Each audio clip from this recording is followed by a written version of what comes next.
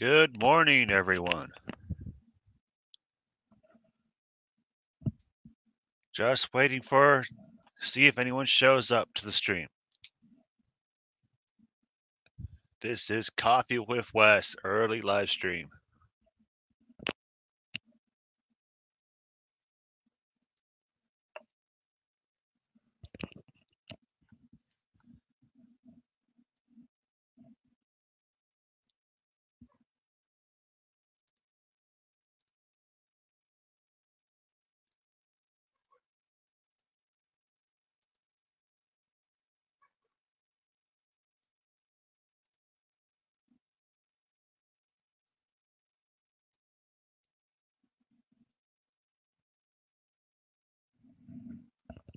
Mic test, mic test.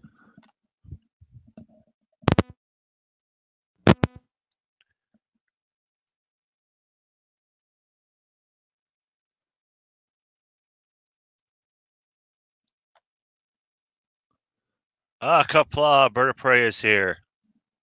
Yes, you are first, Bird. So,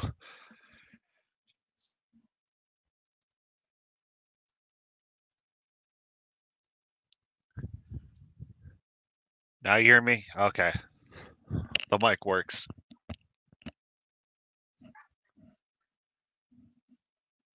So I'm taking your suggestion and just gonna kind of open it up to chat.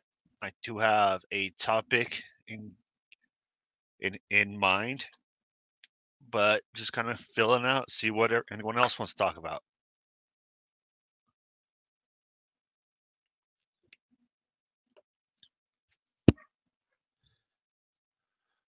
You see here, I've got some pictures set up for my topic on hand is airsoft. What is airsoft and why do I like it?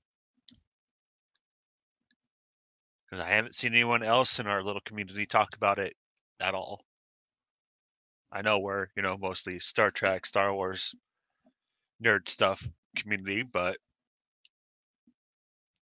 airsoft is actually a different kind of nerd community. Okay, thanks, Bird.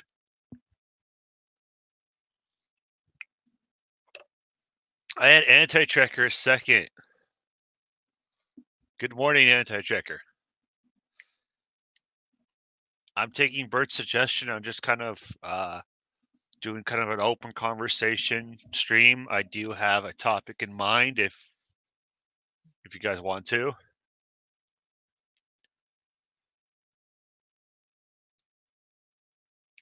Just waiting for maybe hopefully at least one more person.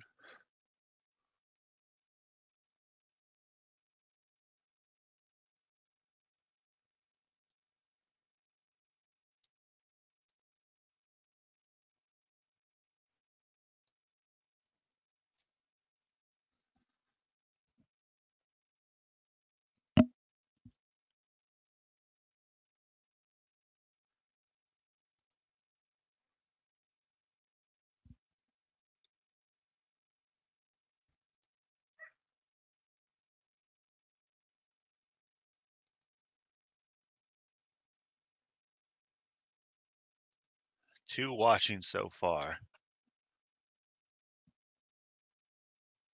So Edge Trekker, I was gonna perhaps talk about airsoft. What is it and why do I like it?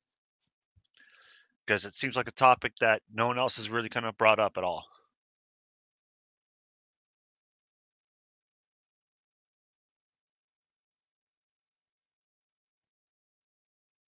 Oh, you were about to stream Edge Trekker? What were you gonna stream about?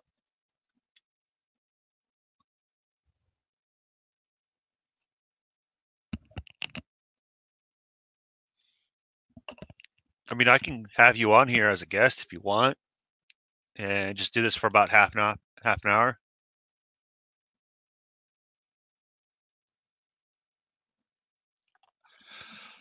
Yeah, that's cool. Airsoft has changed a lot in the last 5, 6 years or so. It's become a lot more high tech than what it used to be.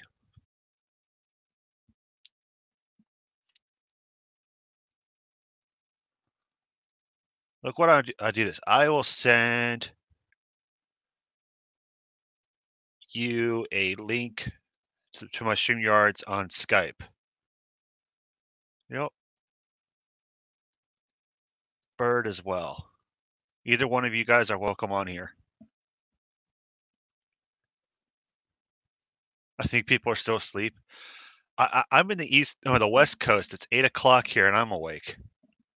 And I went to sleep about midnight.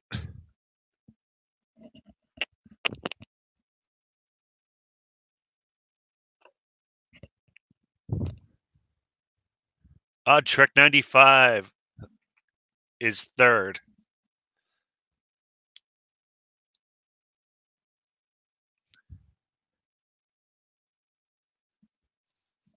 And Cinnabon Bunny.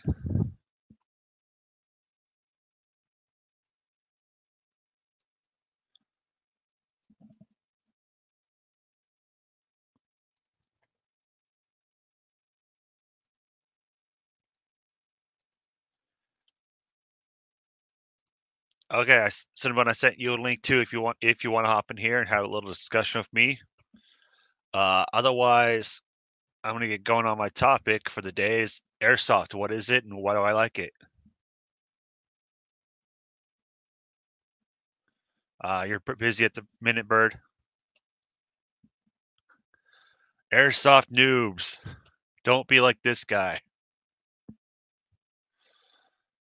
Kind of looks like me, but it's not. What you want to be like is more like these guys. See how they have their gear set up?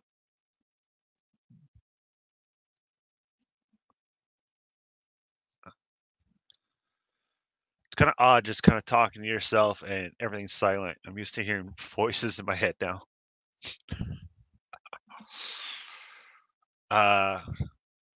Just go in there. Oh, I guess I already have it in there.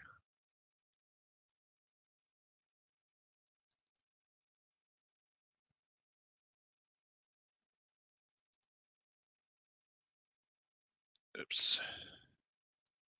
Oh yeah, it opened it up to my screen, not this screen. I'm a derp. There, now you guys can see it. So we'll talk about some gear. Important. You play paintball once, Bird? Good morning, Outlaw. Oh, Cinnabon is trying to hop in the stream.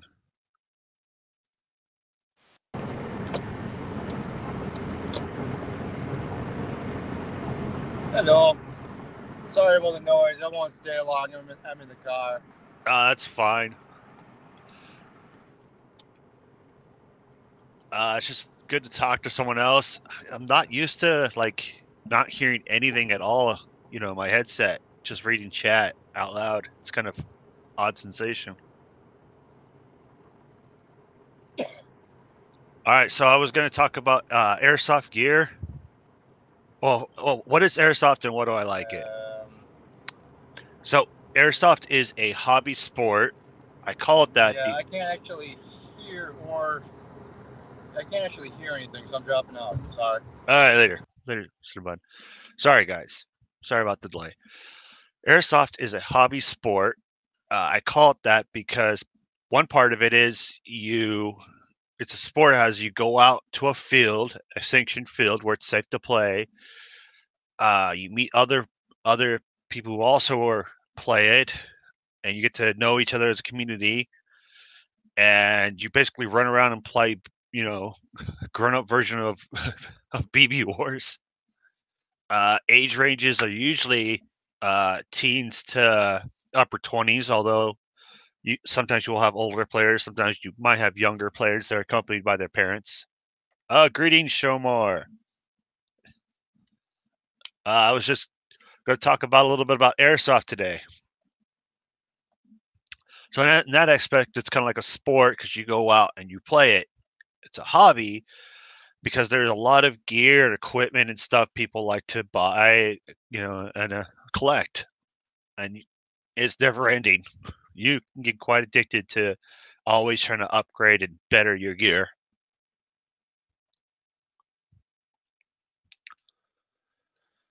So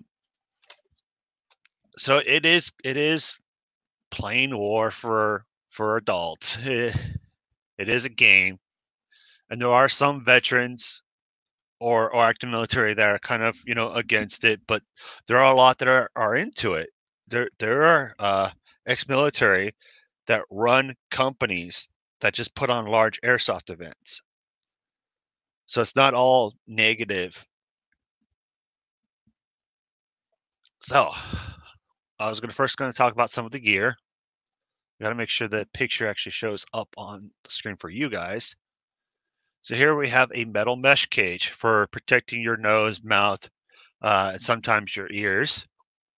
And you want to combine that with some other safety gear. Let me go to the other. Eye protection is the most important gear in your airsoft collection, because not only is it required on fields, but you want to have this on for all the time in case you get shot in the eyes, because a BB can blind you.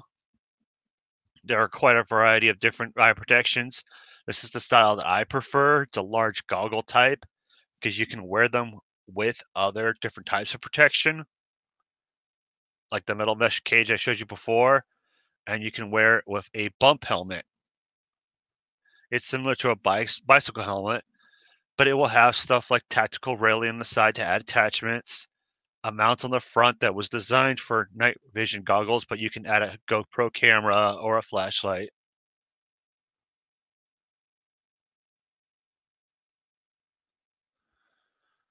And these come in a variety of styles and colors. And you can combine those three to make a setup that looks similar to what this guy is wearing. Well, he's got just a beanie on instead of a bump helmet, but he has his eye protection, ear protection, and a shemagh around his neck to protect him. And you can do different setups and it looks cool.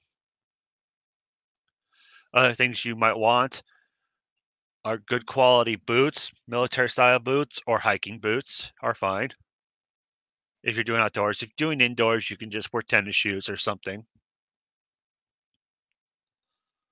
Electronic ear protection is if you're going to what's called a MILSIM event where blank fire is allowed, you'll want something to protect your ears. Also from the BBs as well, from hitting your ears. You can sometimes hook them up to a radio so you can keep in contact with your teammates. This is a style helmet that was used in paintball, but is adopted into airsoft mostly for beginner style players, where it's a kind of all-in-one. You've got your eye protection, your mouth guard, a visor to keep some of the sun out of your eyes, and it goes off to the side to protect your ears. But unfortunately, there's not really any customization with these.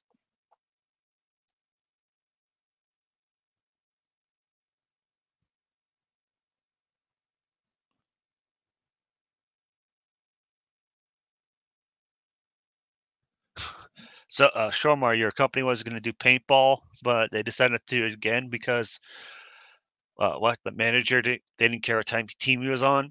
Well, it can be a good team building exercise where you have to work together to accomplish your goals or defeat the other team.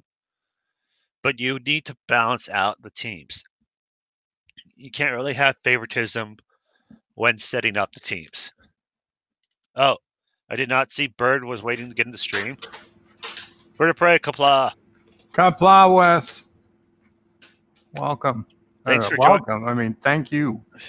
Thanks for joining. Is Cinnabon waiting to get back in? Cinnabon, were you waiting to get back in? Yes, I've been waiting for like 10 minutes. I went on a rant. First rant. I know. What's going on, guys? It's easier for me to talk when I have someone to feedback off of. So, as I go along, if you guys have any questions. So Bird and I are your crutches. Did Bird get mute?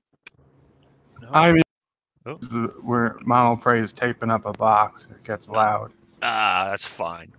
What would the live stream be without some background noises? Can you guys hear my car noise? Because we cannot leave. Just barely. Just like it's very, very silent. I mean, It'll stop soon, I promise.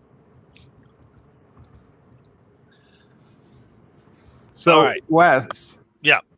I'm sure I'm not the only one thinking, and maybe what's the main benefit of this over paintball? That is an excellent question.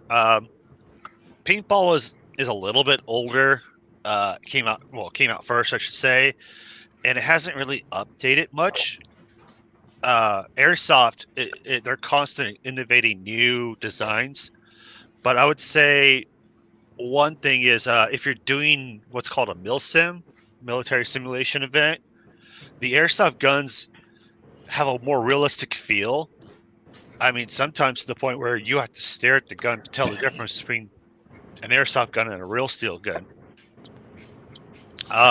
Range as well. You can get much farther range with an airsoft, BB than with a paintball. Yeah, range is a big thing because I know in the one paintball game I played, range was less than I'd hoped. Wouldn't you say it's kind of more for people who want more of a realistic experience? Yeah. Now, paintball, not to cut you off, Wes, but I don't know if you saw yeah. Peter Quinn would like in if possible. Yeah. Let me. Peter Quinn, I'll just post the link in the chat. It's a free for all line. We'll get you in here. AT should be in here. Damn it, Anti-Checker. So, what do you mean, damn it? How many subs did I get you last night, bud? Now you see, before Wes brought this all up, I had my whole list of regrets, and now I have to add a new one. What's that? I regret I'm not able to trounce you in paintball or a airsoft match. Hey, Bird, you might say that, but there was this disabled kid, couldn't walk, and his dad built him a basically a tank. It was a you just get one of those tank. Yeah, I'm gonna get a tank. I'm gonna get a tank, an airsoft tank.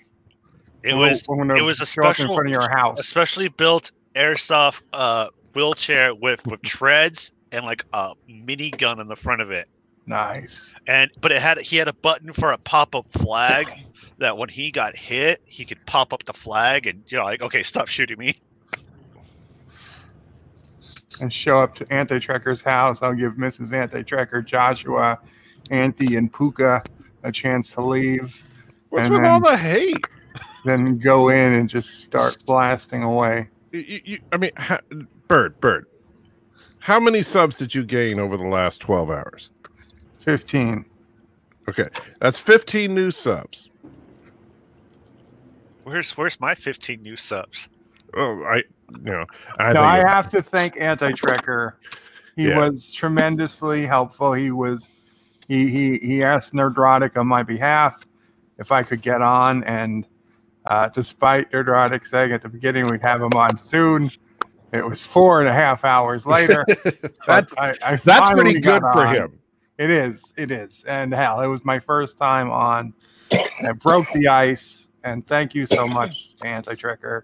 I appreciate it. It was actually a big thrill to be on Nerdrotic for me last night. I don't want to take over Wesley's stream. We are talking about airsoft, but I was going to thank you on your stream today. But since we're here now, I have to say it. Well, I'm just messing around with StreamYards right now, just trying to figure out if there's a way to kind of cheat and make StreamYard not work with XSplit better for the stuff that I do. So I'm messing with that while I'm listening. But yeah, I've always liked paintball, Wes. I don't know. For me, BBs always seemed a little too fringe dangerous. They'll shoot your eye out. Well, I've known people that have been seriously hurt by BBs. I've never known anyone to be seriously injured by paintball. Shoot real BBs at each other.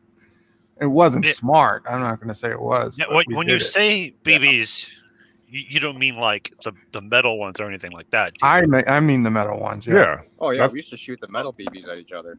Yeah. So with airsoft, And the plastic ones don't have any range. have you seen some of the higher end They ones? do if you shoot them at 1,000 feet per second. Yeah, but then you might as well be just shooting 22s at each other. Yeah. So some questions for that. So when you say range, what are you thinking?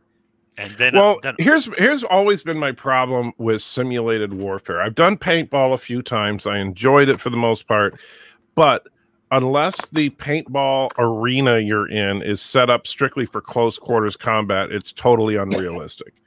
Anytime you have a range of more than about 20 yards, the accuracy is so bad and the reliability, and this is BBs have a similar issue with this, is accuracy and reliability go down so much that skill is no longer really a major asset.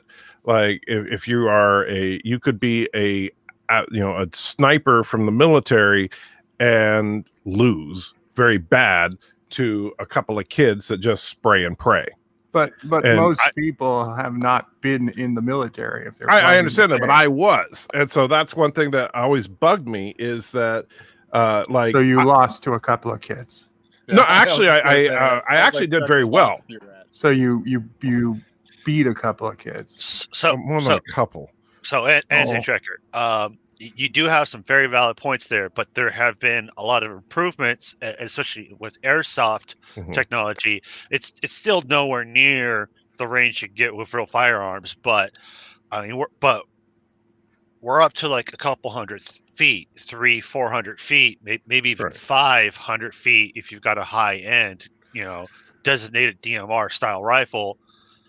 I mean, so this is a map of a play area that a big event called Milsom West goes to. It's up at the George Air Force Base in Victorville.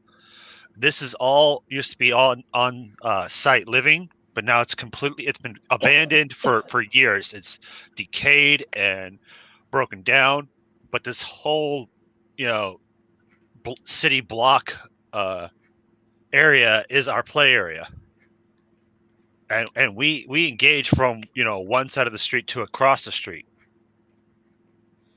Right, but that's and this is, I guess, I'm just a little jaded because of my military experience.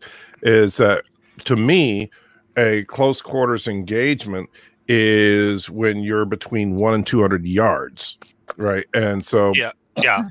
and typically a typical engagement is at like 300 to 500 yards.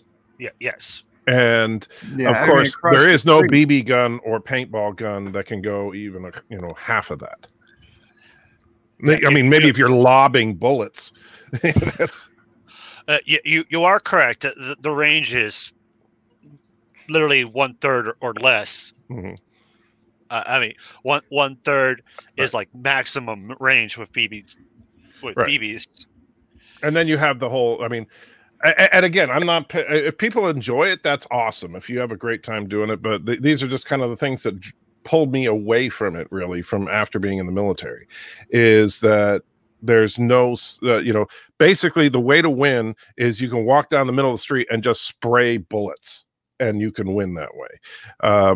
Taking cover can be beneficial, but honestly, there's so much randomness to it that is a detriment. That's why I prefer actually, and even though it's Well, laser type things, except that like I prefer the military laser tags, but nobody has those. So. let me go over something real quick. So there are two basic styles of airsoft. One we call speedball and one we call milsim. Speedball players, I think, is probably more of what you've seen. Is you get players with really, really fast gear. It's probably a small play area, maybe 100 feet by 100 feet, and the matches are really, really quick. So you have a team of 10 on 10 or 20 on 20, something like that, and the matches are really, really quick. And it is very chaotic. It's very spray and pray kind of play style. And that's the side I don't prefer. I see it's fun once in a while, but on normal basis, it's not what I like. The other end, the opposite end, is the goal is to be more realistic, even though there are boundaries you can't do. But the idea is to be as realistic as possible, and that's why there's some companies that put on these really large scale events. I mean, we're talking 400 or 500 people go to these events, and the one I go to is 40 hours straight, does not stop. Hey, Wes, check your back room for more people coming in.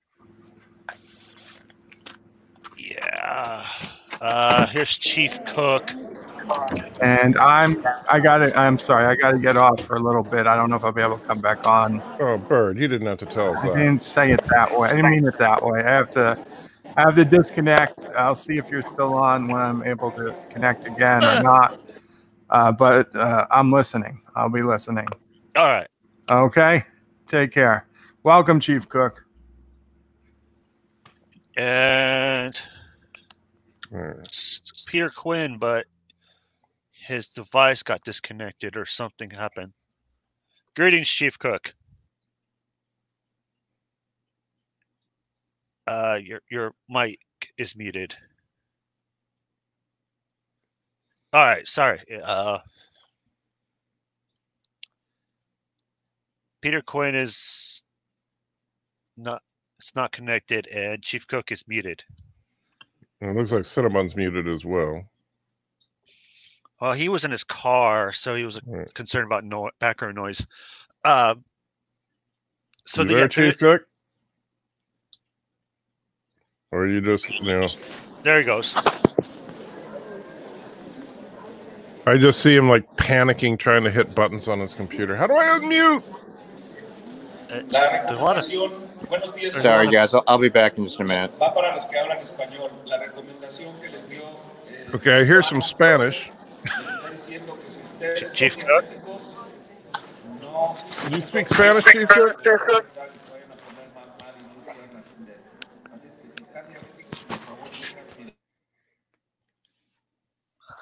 Sounds like he's in a busy area.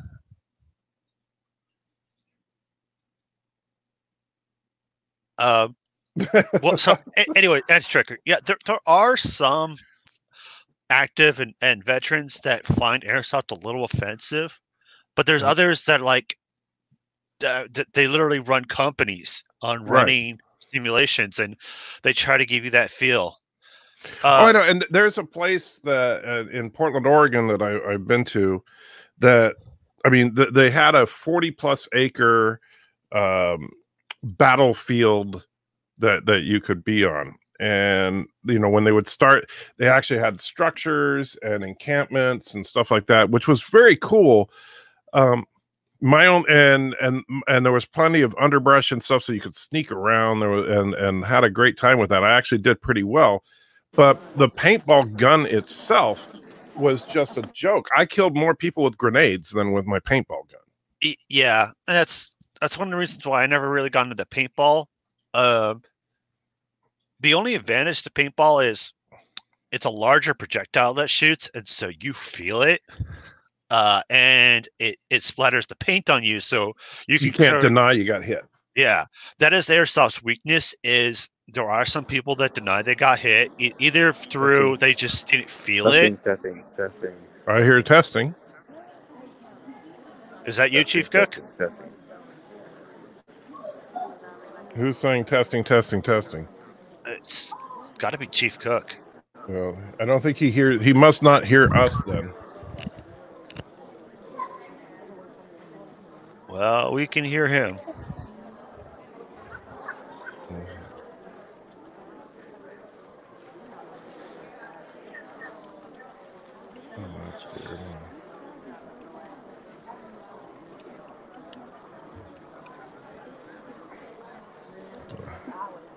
All right. Yeah, moving on.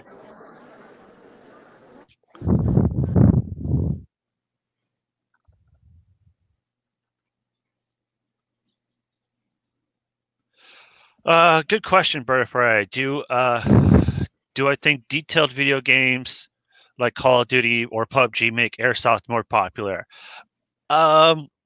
the first-person shooter games and airsoft go hand in hand a little bit, but not necessarily, support each other. Did you just say you're giving something away, Wes? What? No, never mind. Sorry. I thought you were giving free shit away. Yeah, Yeah. West City's giving everybody Call of Duty.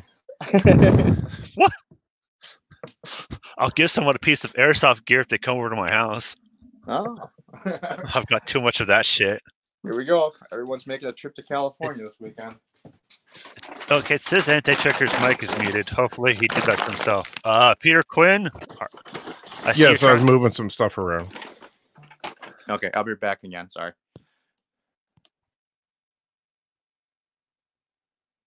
Peter Quinn was there. No, he's not. I never saw Peter.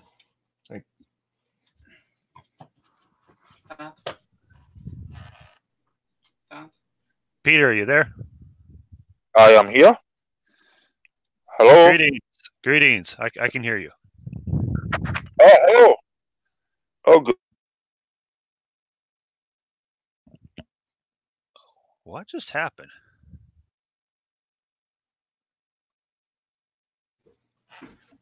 Did I miss something? My son was asking me something. It's like people are in the stream. They're not in the stream. I don't know what's going on? Yeah, welcome to live streaming.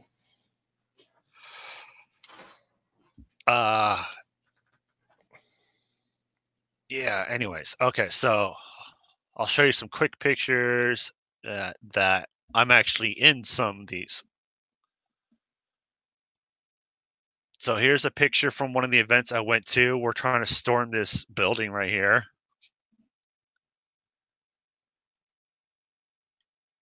Here's another one where everyone's rushing across the street.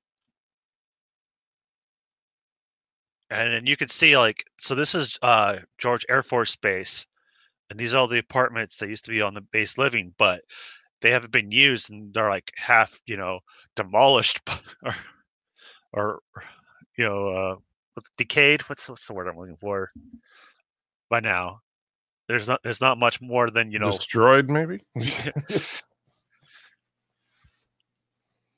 Overview map of the play area. This is one of the groups I was in. We were a local police force. I assume you mean in kind of a role play kind of way. Yeah.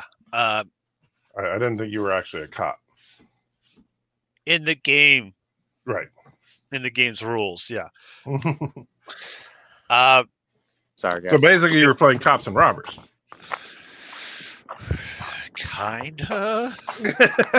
So there's a game called Insurgency where there's a NATO force presence, a Rush 4 presence, and civilian faction. And the civilian faction has become really popular because you can do a lot more, different roles. Mm-hmm.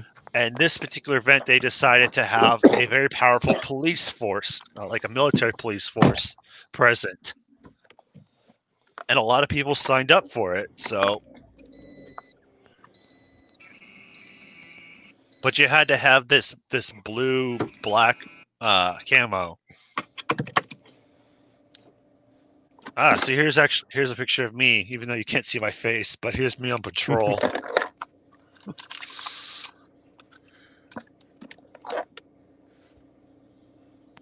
Back to the questions. I like answering questions. Keeps the topic on hand. You see, and that's why, like, I'll tell you, I always had, and don't mean to go off topic on you, but this is why I always struggled with doing topic-based live streams, because you think, oh, I got plenty to say about this, and then you realize after a few minutes, oh crap, if people aren't asking me a bunch of questions, what am I going to say? The first 3 minutes of the stream, I was like, I'm talking to myself. Well, that's something. Yeah, you got to get used to that, Wes. I'll tell you, as far as and it's something that I struggled with it the first couple of times I did a live stream, but that's why when I first started live streaming years and years ago, this is long before I did anti-Trekker stuff. All of my live streams were panel streams. I've had other people on that we would book ahead of time. You know, so me and my friend James, who you know now as Lore Reloaded, at the time he had a YouTube channel called Lasoyo, and we would do joint live streams. We never did one by ourselves because it was like, what do we talk about? And you do feel stupid just sitting there talking to a microphone and wondering, am I just talking to the air, or are there people actually listening to me? Yeah, that's why I use the crutch of a game. Yeah, and games can be good because that way, and I'll tell you, here's the biggest mistake I see from a lot of people in the nerd community, and we need an official name, guys. We got to come up with something, an official name to counter the Fandom Menace, because don't get me wrong, I don't hate the Fandom Menace, but I think we need to differentiate ourselves from the Fandom Menace. Rational Roundtable. Well, that's a channel in the nerd community. But I think we need to come up with something. But anyway, the now I lost train of thought. You said a name for right what? before that. I don't know why I got mistakes some YouTubers made. Oh yeah, is that the big mistake that I hear from a lot of people in the nerd community when they're first starting to live stream is this. Hi, I'm here. I don't know what I'm talking about. No. What I'm doing right now. Just sitting there, yeah. I'm not saying anything. And the thing is that you may not be saying anything for 30 seconds, but to someone tuning into your live stream, that's an eternity. Yeah. And what happens is, and here's where it happens. It happens when you're trying to find a file on your computer, when you're trying to read someone's chat, when you're doing anything other than describing whatever it is you want to describe. You know, and so we have this tendency. You have to learn to have a motor mouth, basically. If you're doing a live stream by yourself, you should never be going more than a second or two without talking, unless you're taking a drink of something. And even then, people should know that you're taking a drink of something. I know that sounds stupid, but you want to keep the audience. You want to keep audio visual stimulation going. Like for example, like why right now your screen is just a gray box. Why is that? It's just a gray box where you just see the picture files. And no, I mean, you're like on the sidebar, you can see like there's my turd emoji. Cinnabon doesn't have anything, and you have a gray box. Why am I a gray box? I'm just that boring. That Wesley. You change your username to Mr. Gray. I could do that, but well, and that's actually no, and I'm considering getting the paid version of StreamYard, but I'm still trying to figure out how to get around certain audio problems. I was actually screwing around with XSplit while you were doing your stream yesterday. Peter Quinn, did you want to try to get in again? So you have XSplit, Cinnabon? Yeah. Okay. Well, I haven't used it for streaming, but I do use it for when I need to use it as a camera feed for a StreamYard. Right. And that's like for StreamYard, I've been using XSplit as my camera. But the big problem that I see with StreamYard, Chief Cook, it's all right. I understand that. Yeah, some of you had a lot of background noises and you couldn't hear us, so it's all right, man. It's fine. Oh, since you did that just now, Wes, let me say this. Big mistake number 2 that a lot of people do. And DJ does this constantly, and I every time he does it, I want to throttle him. Read what the other person says before you answer it. Out loud, because not everybody's reading the chat. Yeah. And so that's notice, like if you watch my live streams and my live streams, I think go pretty well, but I read the comment out loud before I answer it. I would have such an easier time keeping up with the chat if I just answered what everybody said. Yep. Oh my God, yeah. Yeah, but then nobody would know what I was responding to. Anyway, and that's not to pick on you, Wes. That's something, like I said, DJ does it constantly, and it drives me crazy. And he's been doing this a lot longer than I have. Yeah. So,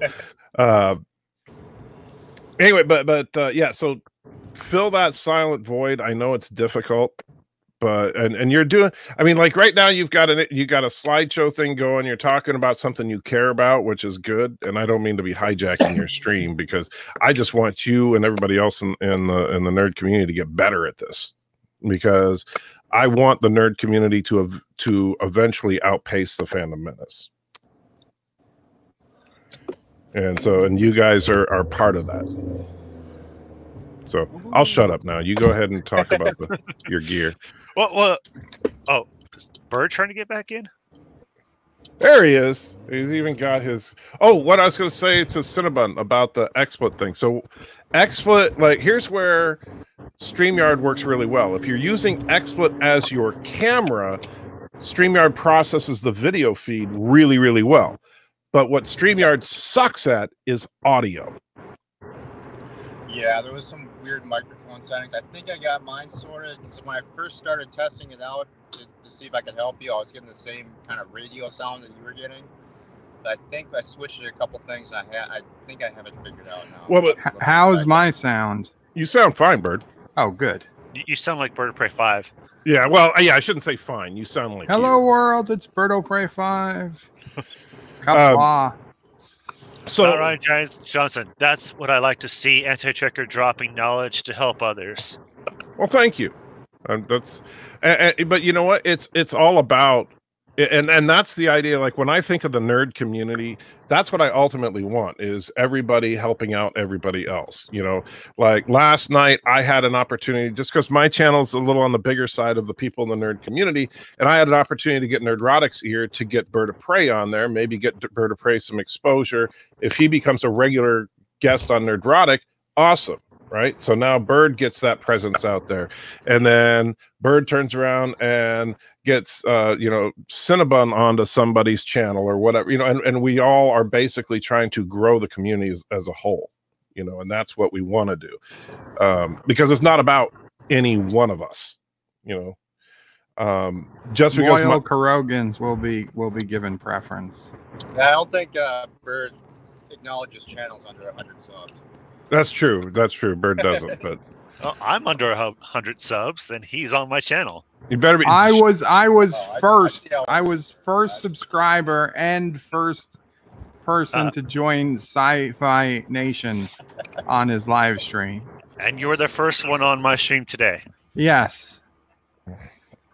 And I got Peter Quinn set up to live stream. I hacked into his computer. Well, not hacked, but I connected to his computer and got him set up so he could live stream.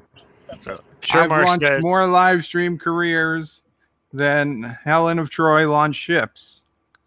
Shermore says, I tried live streaming, but my internet is terrible and it keeps buffering. Sorry to hear about that, Shermore. But here's a funny thing about that, because I've actually been.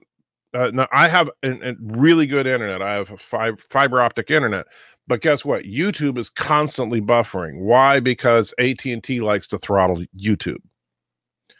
And so if you are streaming, if it's buffering all the time, that doesn't necessarily mean that other people can't see you. It may mean that you can't download your own stream, but if it's uploading okay, that's the important thing. I might have been disconnected at the time, but I know somebody pointed out Wes has the gray box. Yes, I pointed that out to him, and he's done nothing about it because he doesn't care. What do I do? I'm guessing that you've got a camera set up. If you turn off the camera, you can choose an avatar. That would be much better than a gray screen. So I mean, unless you want the gray. I have a friend that's drawing me an avatar, so I can use that for later streams. I don't have yeah, but you can still use your Wesley picture that you use. Yeah, just get Wesley Crusher.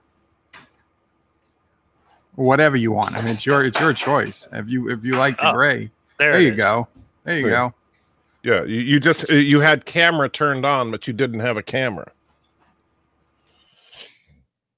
And so Like, and by the way, let me see, Wesley. I just so you know, I've been working on the new version of the opening credits for my live streams, and let me see. Now, this is not final yet, but let me see if I can get this. Go to game screen. There we go, and make this larger so you can see it. And turn camera on. I turned you on. Yes. Well, I know I had to turn on my camera so you can see this is my editor. So wait for you to find it. And by the way, Wes, just so you know, if you click on any of the live comments, they will highlight and show up at the bottom of the stream. Oh, is that how you do that? Yeah, you just click. Like if Chief Cook says hacker, you So click I did on it. that one. There you go. That one. It's very simple. But you I was see, meaning to tell you, Anti-Trigger, but I forgot. yeah, thanks. Everyone's comment gets put on the screen. See, what I'm trying to figure out, and this is the problem that I'm struggling with StreamYard, is that basically StreamYard wants to initiate the stream through YouTube, right? And that means that all the audio video has to process direct from StreamYard to YouTube. And that's when you get these wonky audio problems because XSplit and StreamYard don't get along in that regard. XSplit wants to transmit directly to YouTube, and XSplit is a superior program for doing so. But if I use XSplit, like one thing I was thinking about doing is actually just doing a screen capture of the, so this is StreamYard, obviously, through XSplit. Oh gosh. Yeah.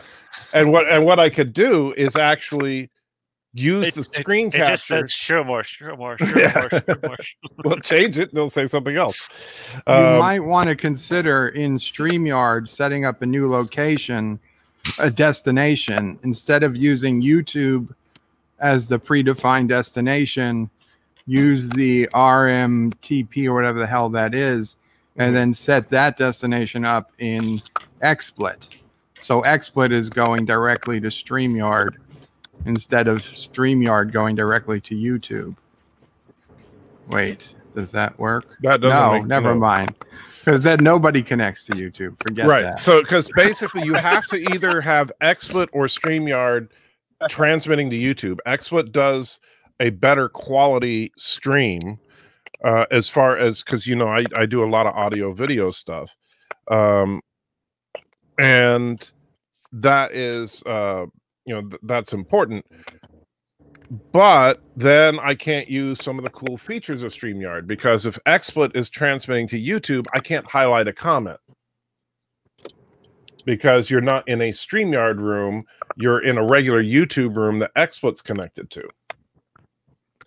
And the only way that chat shows up, and I didn't even realize how the chat thing worked, but the chat just magically shows up as soon as you create the live stream in StreamYard. I'll be right back. Now, I haven't tried this yet. I wonder if there's a way, because I know that StreamYard will create the room in YouTube before you go live. So I wonder if you create the room in YouTube, can you then connect to it through XSplit?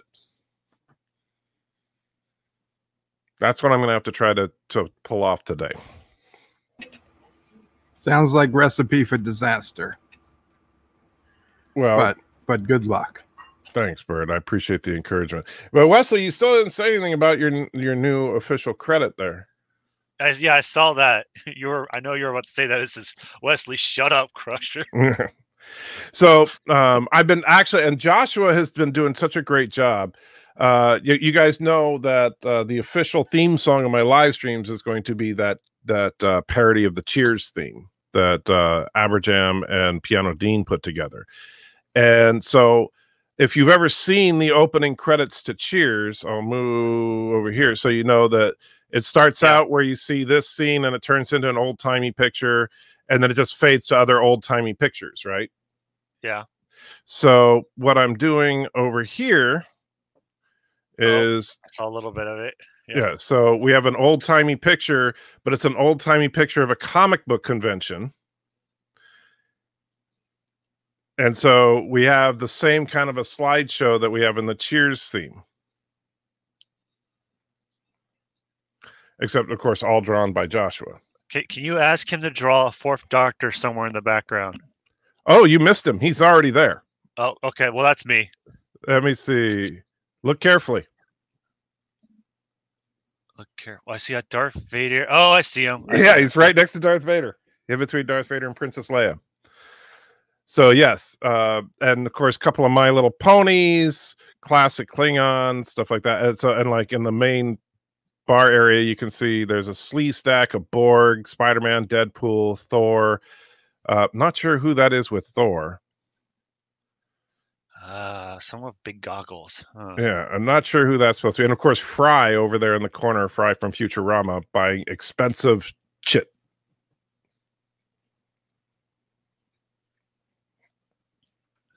So what Joshua did was he drew the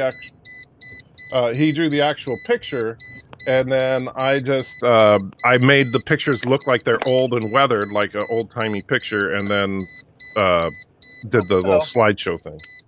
Sorry, I don't know. Did you want? want? Cinnabon, you're exploding. Yeah, Self-destruct. Cancel self-destruct. Give me 2 seconds. Let me meet myself. Abort. Destruct sequence. 1, 2, 3. Continuity. Hey, it worked. That actually worked. Come on, somebody give me some credit here.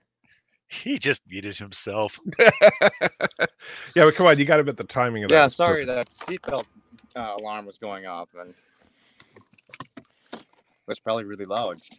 You never wear your seatbelt, and yet you always crash your cars. It's like, Hey, I've been in 2 accidents, and the reason I don't wear my seatbelt is because in the first accident I was in, I was told had I been wearing my seatbelt, I would have been killed. Yeah, you know what, Cinnabon? And that just Then kinda in your stuck in my next mind. accident, you will be killed. Idiot, and don't wear my seatbelt. Did everyone abandon you, Wes? what? No. Oh, okay. I can't hear anybody else. We were talking. You can't hear Energy Tracker. Is he talking right now? I was just talking. I'm right here, Cinnabon. 'Cause I Yeah, can't listen. hear. It must be StreamYards where it won't let everyone hear everyone else. That's not right.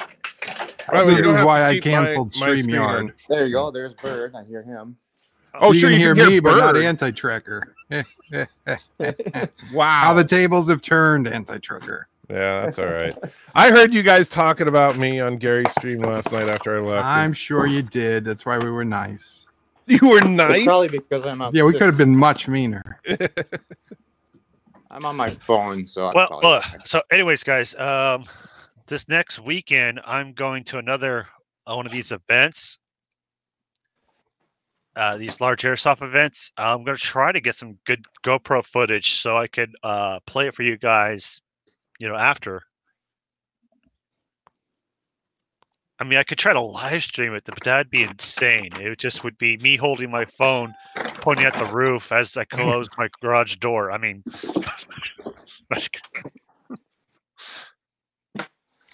You know, your screen is still just my screen, right? yeah, your screen is better. Maybe I could do that again. Well, that's you're talking about airsoft, not Cheers.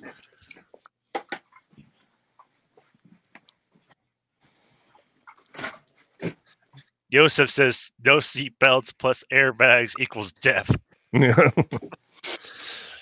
Knife to the throat means death. Yeah, I just actually got news. It did total my fucking car out too. Chief Cook is at work. Work at?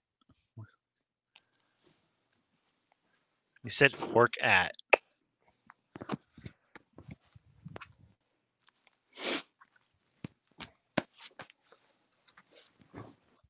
Anyways, let's do a few more questions and then I'll wrap it up. Oh, sure. So any questions about airsoft? What is it, or why do I like it? Who do you sue if you die? Why don't you just answer those 3 questions right away? If you go to one of the large events, you have to sign a waiver, so you can't sue anyone if you die. You soon still sue. I have an important question when you're ready and you're done with the other questions. When Bird of Prey says he has an important question, that means it's not an important question. Go ahead, Bird. What's the male-female ratio like at one of these things? On like the playing fields, you know, the just the quick day games, it's maybe 80-20, but at the larger events, at the larger events, it's probably like 95 to 5%. It is a male dominant. Wow, that was a creepy there, Bird. Bunch of misogynists shooting guns. It's like yeah. No, that was not the. Yes, it was exactly. That was like. Wow, a lot of dudes. That's what you like, right? No, not particularly. But hey, to each their own. So you do like dudes. Well, Bird, if you were to go out and play a baseball game or a basketball game out at the park, how many guys would it be compared to how many girls there are? Hey, Wes, ask me how many times I've ever played a baseball game or a basketball game out at the park. I thought, maybe... Because the answer's the same. Maybe in your younger days. That's what I'm talking about. I certainly haven't done it in the last 10 years. Yeah, that would be great. I would love to see someone wheel the bed out. And now pitching. I never went to the park to play baseball. I never went to the park to play basketball. So we need to build... When I was a kid, we had a basketball hoop on the side of our house. So I'd play on by the side of my house. But then neighborhood kids would come and just play when, they thought nobody was home. And then they ended up breaking the hoop. So we never replaced it because we didn't want the neighborhood kids coming on the property again. We need to build this wheelchair tank that shoots baseballs out of a gun. That would actually, well, if you could make it tennis balls, shoots baseballs. That would actually be, if you shoot dangerous. baseballs, you're going to hurt somebody. But if it shot tennis balls, that could actually be a feasible weapon. Peter Quinn, I've had this problem with it not working StreamYard with mics randomly, and that's honestly why I stopped paying for it. Sorry, it's not a new issue to me. I'm sorry. I can't hear Anti-Trucker because I'm on my phone, and StreamYard actually says right when you're entering the studio that the mobile support is experimental. Oh, okay. Well, I'm using a desktop, so I never seen that. Okay, Wes, I actually just re-entered the studio. I'm going to get off of my phone.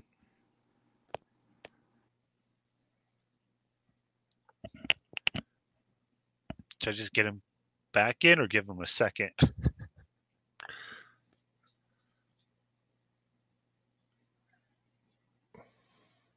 I played paintball one time. I would have played it more, but it was like a 2.5-hour drive to get to the place.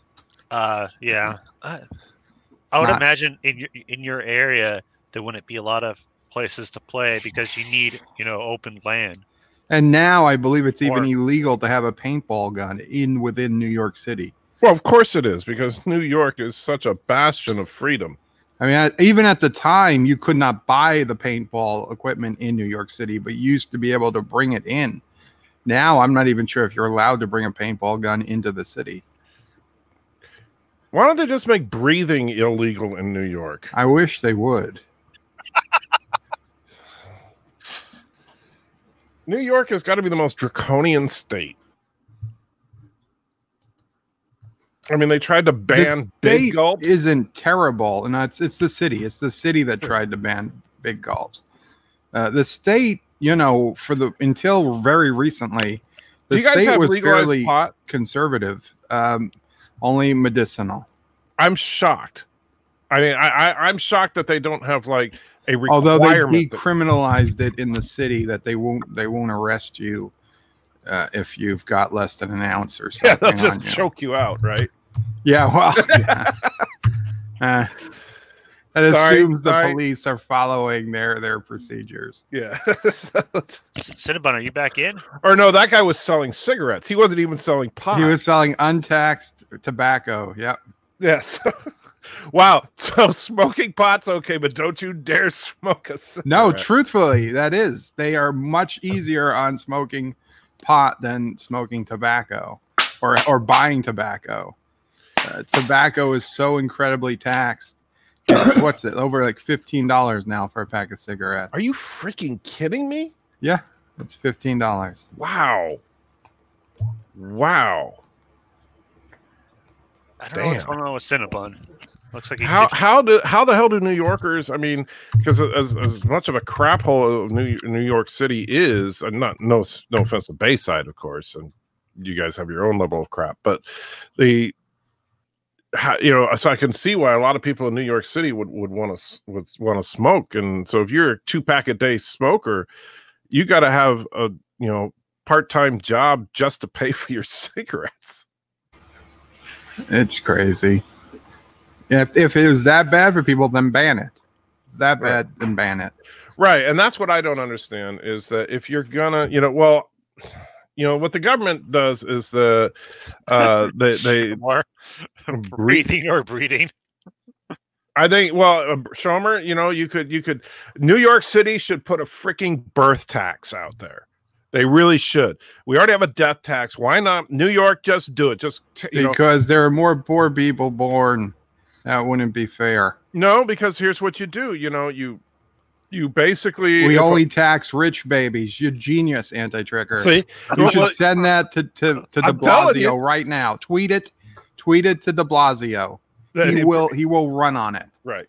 So yes, you tax the rich babies, and you just create a destitution exemption for anyone under a certain income level.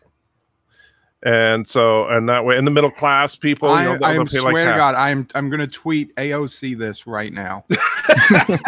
She would definitely do it, because didn't she say we need to stop having babies anyway? We're going to tax the rich babies. Yeah. Guys, I got to take a quick Jaloja. You guys just continue the conversation. Doesn't matter. It does. Oh, it does.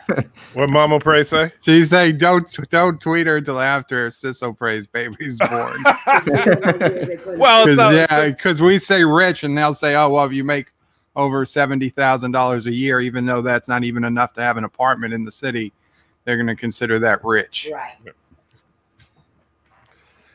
Okay. 70,000 a year. Oh man, I wish I had that much.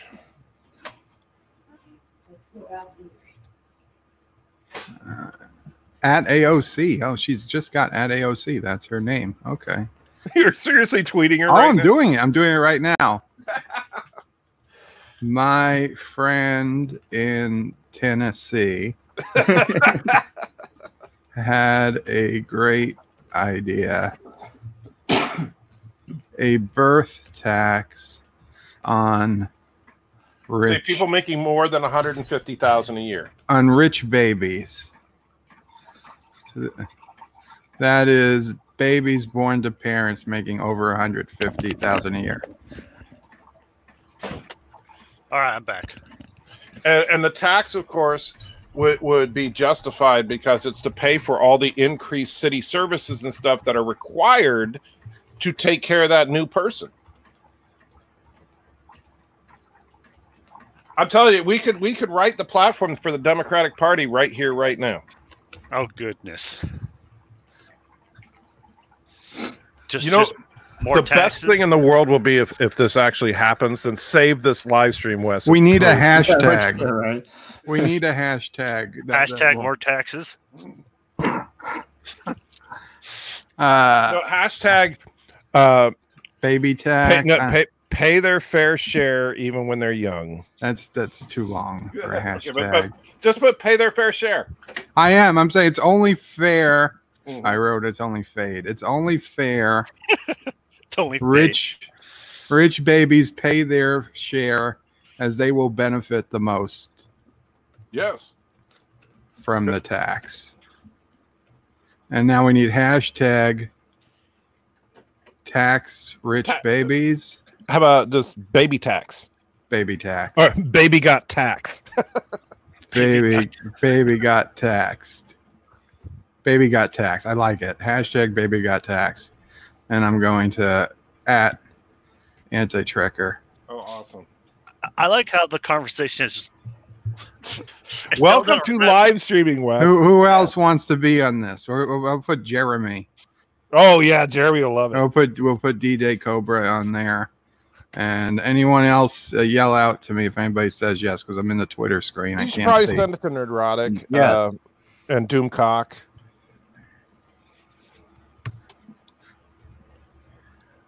They're going to think I've lost my mind. Okay. Taxing babies. So we got Anti-Tracker, Jeremy, Nerdrotic, and Doomcock. That's all I can fit. We already think you never had a mind, so you can't lose something you never had. Did you already send the bird? No, I didn't. I remember, you never start a tweet, and this is important. Don't ever start a tweet with at and a person's name, because it won't get shown in as many places. They think it's a reply. Say hey or hi or whatever, and then their name, and then it shows up more. So no, I didn't send it yet. So now it's hey AOC.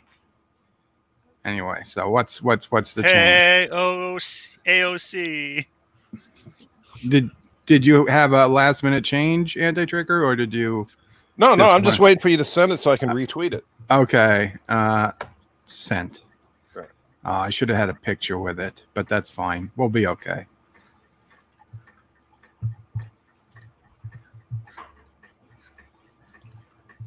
I think Trek 95 is saying send it to Lore Reloaded. Lawyer's not that political. Well, Lore's funny because when I first got to know him, when it was when his channel was called Lasoyo, we did talk about politics a lot, but now, yeah, I think that his channel, you know, the Lore Reloaded channel, he basically is like baby food for Trekkies. Wes Peters backstage. Thank you, Trek 95 and Yosef, for liking the tweet. It's when it's already been retweeted and liked. Second row, I don't see him. Peter, are you there? And Mountains of Elysium. Hey, it works. You're alive. Peter. Wow. Hey, Peter. My computer hated me, and my phone did as well. Did you hit it and call it a name?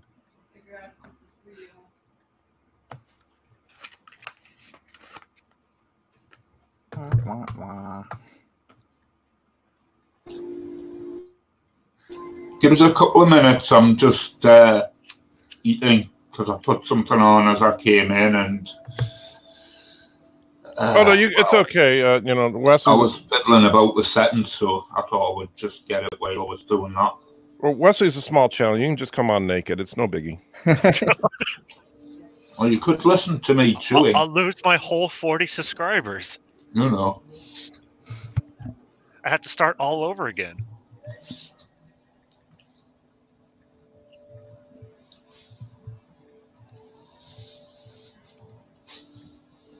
Chief Cook said one to DJ.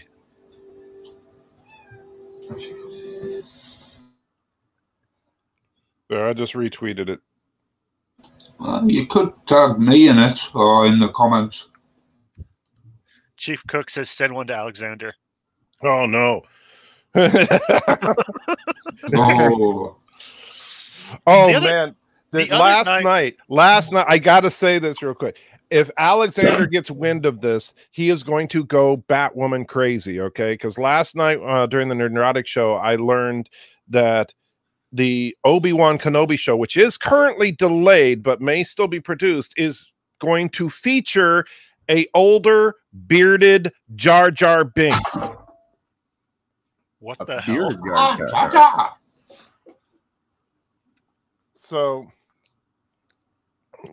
you know, Alexander has been fighting for Jar Jar Binks for a long, long time. So he will probably not rest until the Obi-Wan show is actually made. The other night when he was on, I forgot whose stream it was, DJ's or someone's, all I wanted was to hear him say his catchphrases out loud. What, the naked Muslim or naked Aunt May, or the? I mean, he has so many. Someone cut him off when he said it. He just wouldn't do it. I know any of those. just because you read it in the text so often, it's like, what does it actually sound like coming from a French Canadian? Well, the funny thing is he sounds so serious. I mean, I've heard him say it a few times, and it's like he does not flinch. He is the perfect troll. He is absolutely perfect because he has never broken character. Not once have I caught him like smirking or laughing or losing it over the idiocy of what he's saying. So he is either the best troll on the history of the internet, or he actually believes it. He actually believes Star Trek V is the best movie, that the Gungans are the best thing about Star Wars, that Neelix is the best Star Trek character. You know, now I could believe that he thinks 7 of 9 is the hottest thing ever and stuff. Well, yeah, that's believable. Yeah, but the rest of it, I mean, come on. It's like he's going out of his way to say that everything that the nerds universally hate is the best. and how he does it with a straight face, I don't know. But yeah, you should have him on your live stream sometime, Wes, and just ask him about this stuff. Because, you know, you'll say, well, what's up with the Asian Muslim wife? Well, you know, Asian Muslim wife is the best choice. And he just says it like, yeah, you know, what are you talking about? Have me removed. For a week, month, a year Oh, from you now. don't know? What did someone say they wanted to be removed? What? Off this bridge. They say you're Muslim as well, because I thought that might be a little bit complicated if he wasn't. It seems kind of weird that he would say Asian Muslim wife, considering that as a card-carrying communist, communism as a philosophy is atheistic. Yeah, Just blew this whole thing as off. was saying by Putin, but then again, you know. But then he'll just say that you don't understand communism, and he'll get into that whole argument with you. And before anybody starts, Bernie Sanders is more like a liberal middle of the roader in the west of the world. Well, Bernie Sanders is a socialist. He's not. Well, I wouldn't he's call him middle of the road. yeah. For the United States, he's pretty far left. And, Yeah. and he's definitely. I mean, he's what we would call a socialist.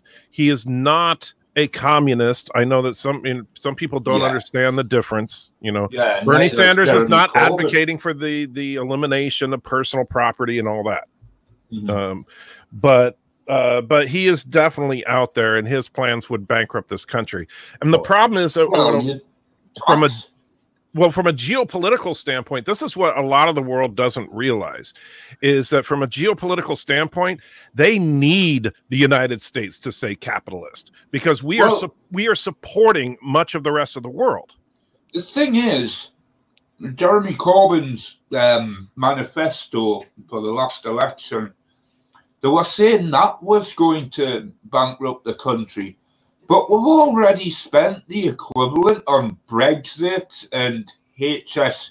By the way, if you don't know about HS2, it's our JWST, James Webb Telescope. You know, they're just plowing money into it, and more money, and it's not getting finished. But yeah, they were saying that with Jeremy Corbyn. So no, it probably won't bankrupt the country. It'll make the place a lot better, won't it? I'm telling you, the domino that would cause all these countries and stuff to collapse is if the United States truly went socialist, or our economy collapsed. Right. And so I'm sorry, go ahead. No, well, that's why the Chinese and stuff, you know, like people go, oh, the Chinese own too much. They want the United States to do well. They depend on our consumerism. Yeah. You know, and like, you know, when Alexander starts talking about, well, I just go to the doctor and get my free medicine, and he doesn't think about the fact that it's the United States that's paying for all the research on that medicine, and that's why Canadians can get it for free. You know, and so there's the United States is basically bankrolling a lot of the world's socialism. That's exactly what Gul Dukat said. Well, it's true. And you know, just being realistic about it, if the United States fell, as far as I'm not talking about in a war, because that's not going to happen. I mean, like, as far as if our economy completely collapsed, then, you know, China would be very quick behind. Europe would not be far behind that. I mean, it would be a worldwide depression. Well, look at if you want evidence, look at the last World Bank crashes and the recessions that we've had over the years, all caused by something in the United States. Well, a lot of the It was financial capitalism gone wrong.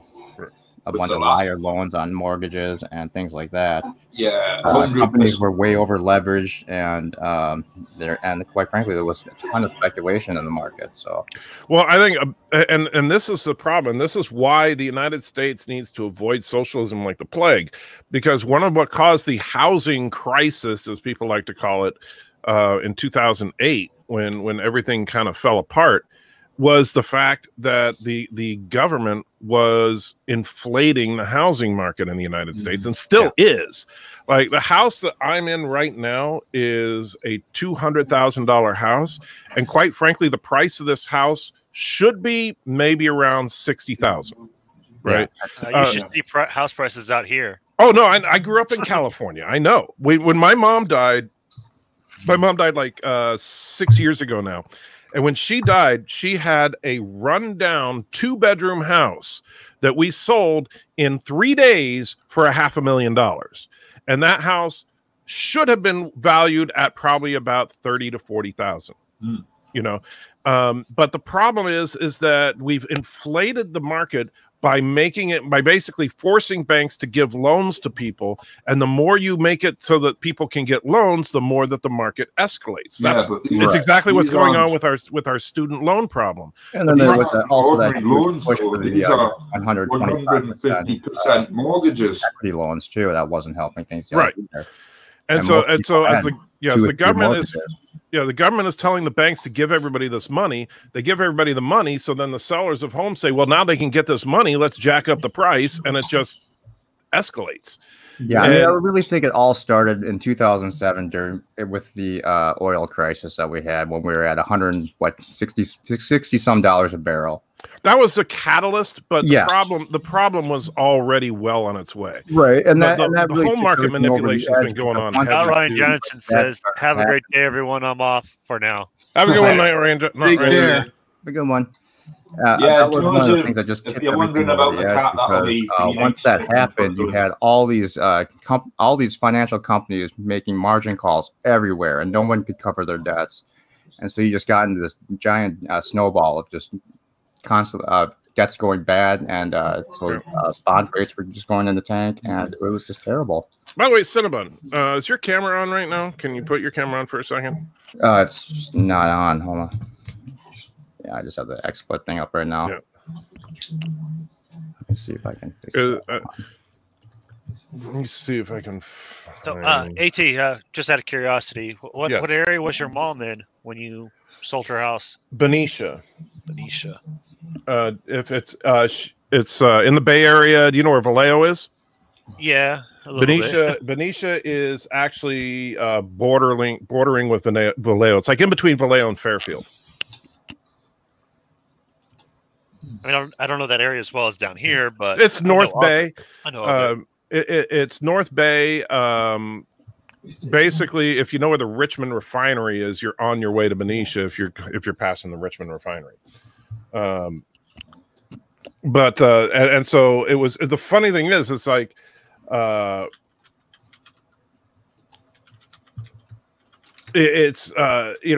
Bay Area is just ridiculous, as is a lot of California in general is ridiculously overinflated.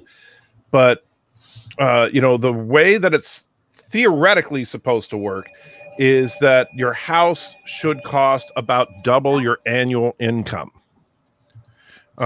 That's assuming you're doing it ideally and qualifying for a standard loan and everything. Your house should be about double your annual income. So if you're making $50,000 a year, you should be able to afford a $100,000 house. Yeah, Which would be a cardboard box out here. Right. Now, 10 years income. Now, to kind of put things in perspective, back in the 60s, when my parents first got together, my dad had an income of $12,000 a year, and they bought a house in Concord, California for $24,000. All right. Now, at that point, the market was balanced. The median income was approximately 1/2 of the median home price. However, now in California, the median income is like 10% of the median home price. And it's all because of these forced loans that the government has been basically forcing banks to approve, and has just making a disaster out of it. And sooner or later, where the big problem is that sooner or later there will be a correction. Oh yeah. And when that happens, whew, yeah. Are you predicting what the value of houses to go way down? Oh yeah. So instead of like people that bank on their $500,000 houses for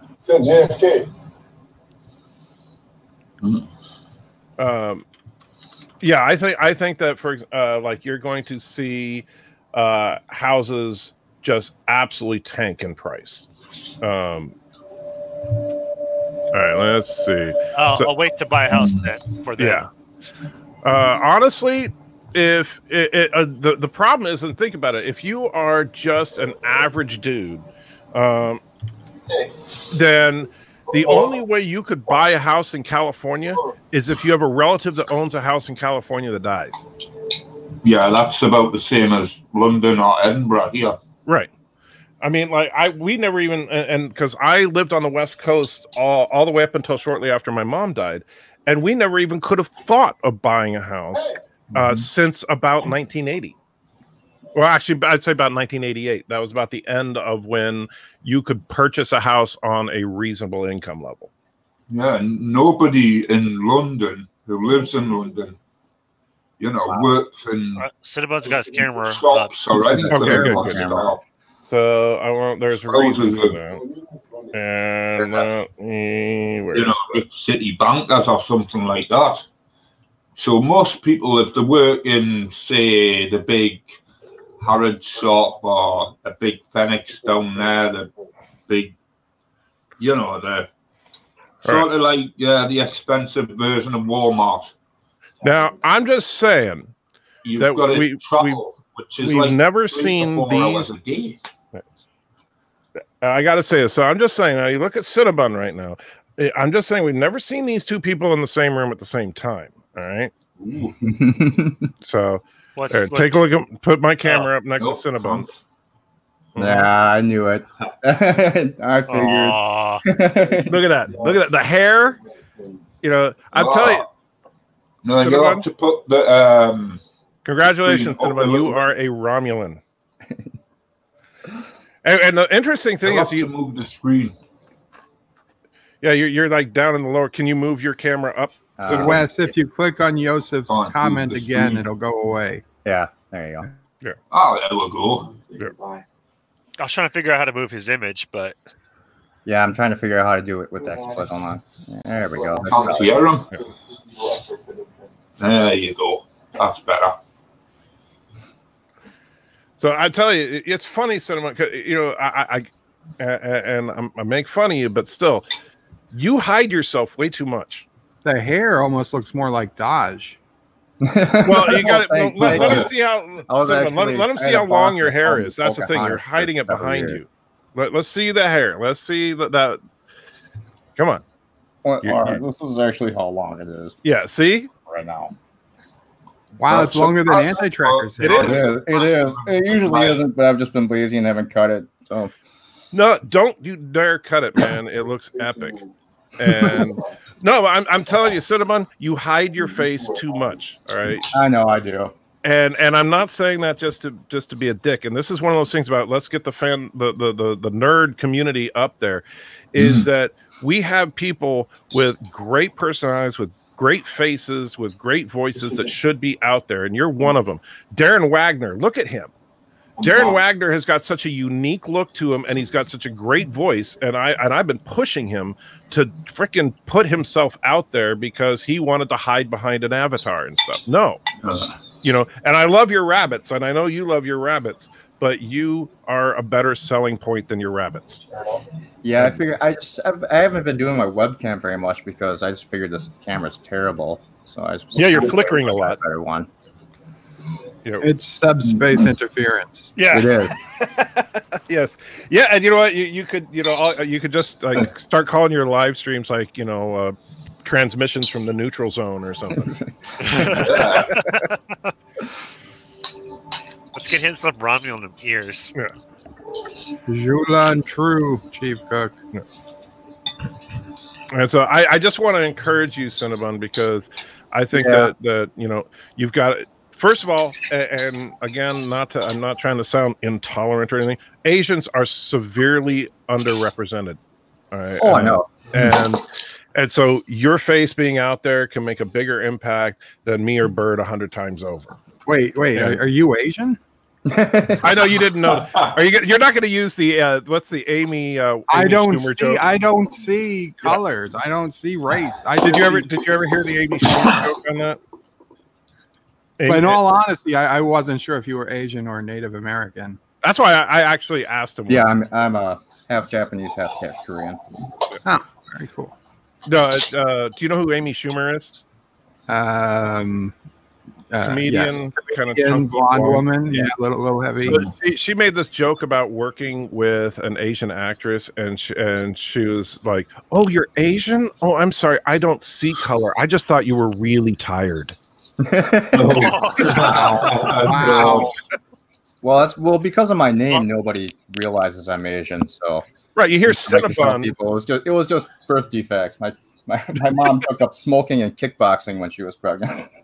And you know, your ears are kind of pointed there. You know, just you got some big ears there. You need to get some you need to get some ear tips for that. Now, Bert, you may have All said right, that Wes, can I joke, but not be full screen, please? We're embarrassed.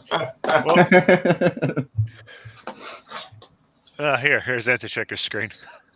Bert, you might say that joke, but I've got eyelid muscle deformity, whatever, and so my eyes always look tired because they're never like fully open. I look like I'm squinting all the time.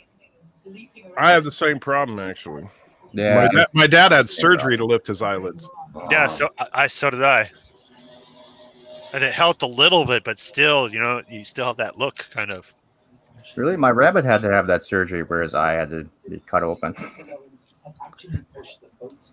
So Wow. you're saying that Wes may be part rabbit? And probably, yeah, I think so.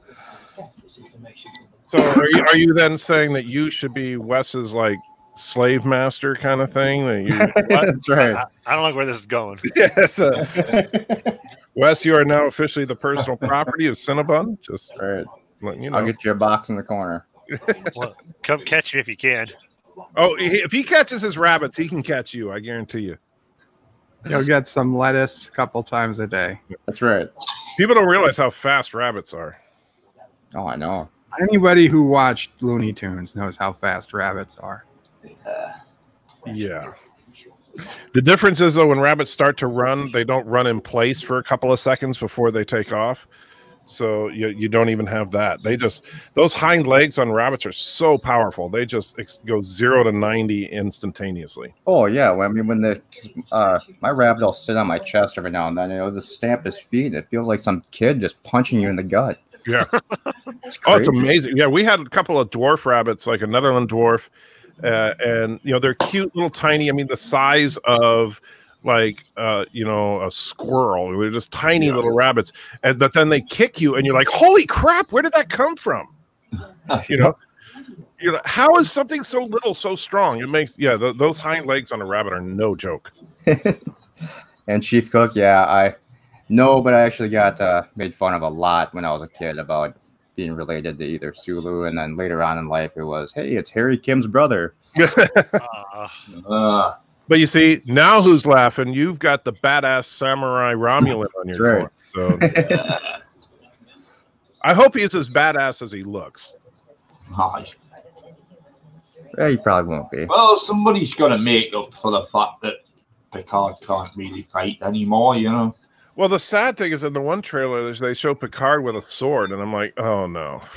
You know, I was wondering if that it would kind of piss me off if that metal part of his stupid cane turns out to be a goddamn sword. Yeah. Oh, that'll be That'll bad. be, Oh, that Picard, was always well, I mean, prepared for we already justice. saw him in a clip fencing, which Now looks that we're really talking about stupid. Picard, I did like though when Dahl was trying to get him to move, he was like having a hard time breathing and couldn't run. Yeah, that There's, was like, actually a nice touch. They were I was showing like, that Yeah. yeah, Yeah. he's 90 years old. But then in the previews, we get a shot of him literally about to fight an alien with a sword. Poor Patrick Stewart looks like he's freaking 93 years old. Wait, was he like 82 or something? Yeah, Yeah. he's about the same age as Shatner. Yeah, I know he and Shatner are about the same age, but Yeah, So yeah, Picard's yeah, character. Shatner's 83 and Stewart's a little bit younger. the funny thing is, Shatner has a much more youthful appearance. Yeah. Picard is supposed to be 12 years older than Patrick Stewart. They did that in Next Gen intentionally because they felt because he was already bald, they should make the character older. Yeah. Yeah. And now it's kind of paying So now off. he's 104 or something in the show. No, he's Picard is supposed to be like in his 95. 95. I Yeah, believe that's he's what supposed to they be said. 95 in Picard. That's what I heard. Oh, well. But which is fine because they can say, well, this is the dawn of the 25th century. I'm sure that 95 is not uncommon, No.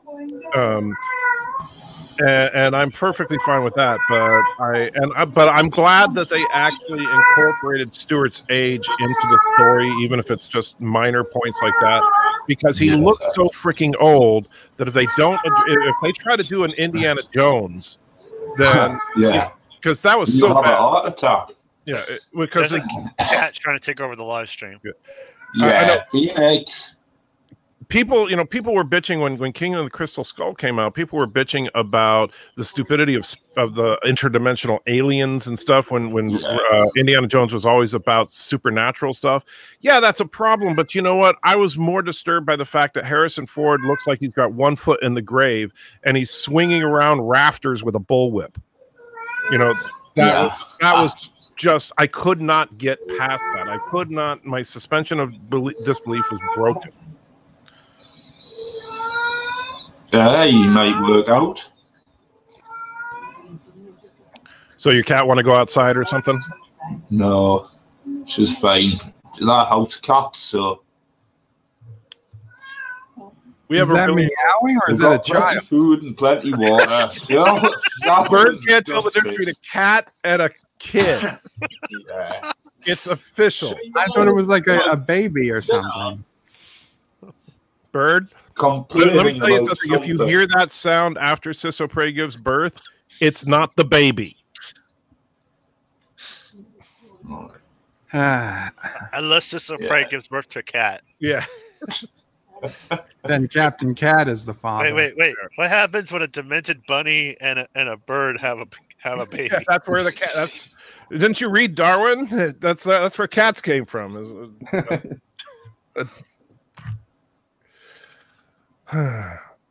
Cross a rabbit and a bird. So anyway, you heard about this coronavirus then? Oh yeah, I hear you got to just take a twist of lime and it goes away. Yeah, you stick a wedge of lime up your ass. Wow. Apparently. Obviously, Bird has never had a corona. No. Oh, I've never have a Corona because I don't drink beer. Yeah. I actually don't like beer, but I knew that you're supposed to have lime with Corona because I'm not completely ignorant. Yeah, but I know you're not supposed to shove the lime up where the sun doesn't shine. Well, he is English. It was a joke that an Australian told us on the TV. So the English do really enjoy things up their butts. I mean, that's just documented fact. I mean, no offense, Peter, but that's documented fact. Coffee, Earl Grey tea, the works. Large pointed sticks. Toilet brush handles, apparently. Where has this thing gone? Right, there's this show called, Life in the A&E. Well, I can't remember the name of it, but that's the gist, right? And there was one bloke went in, and he was speaking to a female doctor, And apparently, he had went into the bathroom in the middle of the night, tried to sit down in the on the toilet in the dark, and he slipped off so that Cinema keeps turning around like it's his cat. The toilet brush went straight up his bottom, and it wedged it. You know the little sticky out bit that you get on some models. Yeah, that was up there in his pipe as well. And the poor girl, she had just qualified, you know. She went out and she told her colleagues, and she couldn't stop. Joseph sniggering. Corona goes with love. Nobody believed him. Kroga. Nobody at all believed him. You know, and she had to talk to the surgeon straight-faced on the phone. She couldn't. You know. Christ. Actually, that's in my local hospital, and no, it wasn't me. All I could hear is a cat. Yes, we. Just let the cat on the live stream. All right, come on, Bird get sassy. We'll have Sassy and the cat talking. Come on, Nick. Well, I got Auntie right here, but she's sleeping diligently. She's not a talker either. There. No, she's not. She's actually quite quiet for a beagle, which I'm very thankful for. No. Because beagles have got an insane amount of lung power when they bark. Yeah. Her bird can vouch for that. Well, it's about time, Chief Cook. It only took 20 years for him to speak a line in French. Oh. Are you talking about Picard? Yeah. Yeah. Yeah, it's funny because when he actually spoke French, I was like, oh, are they going to actually make him French? And then he went right back to tea, Earl Grey. Yeah. Well, the replicators can only speak we'll see. English. In that time period, all of the French have been converted into French Englishmen.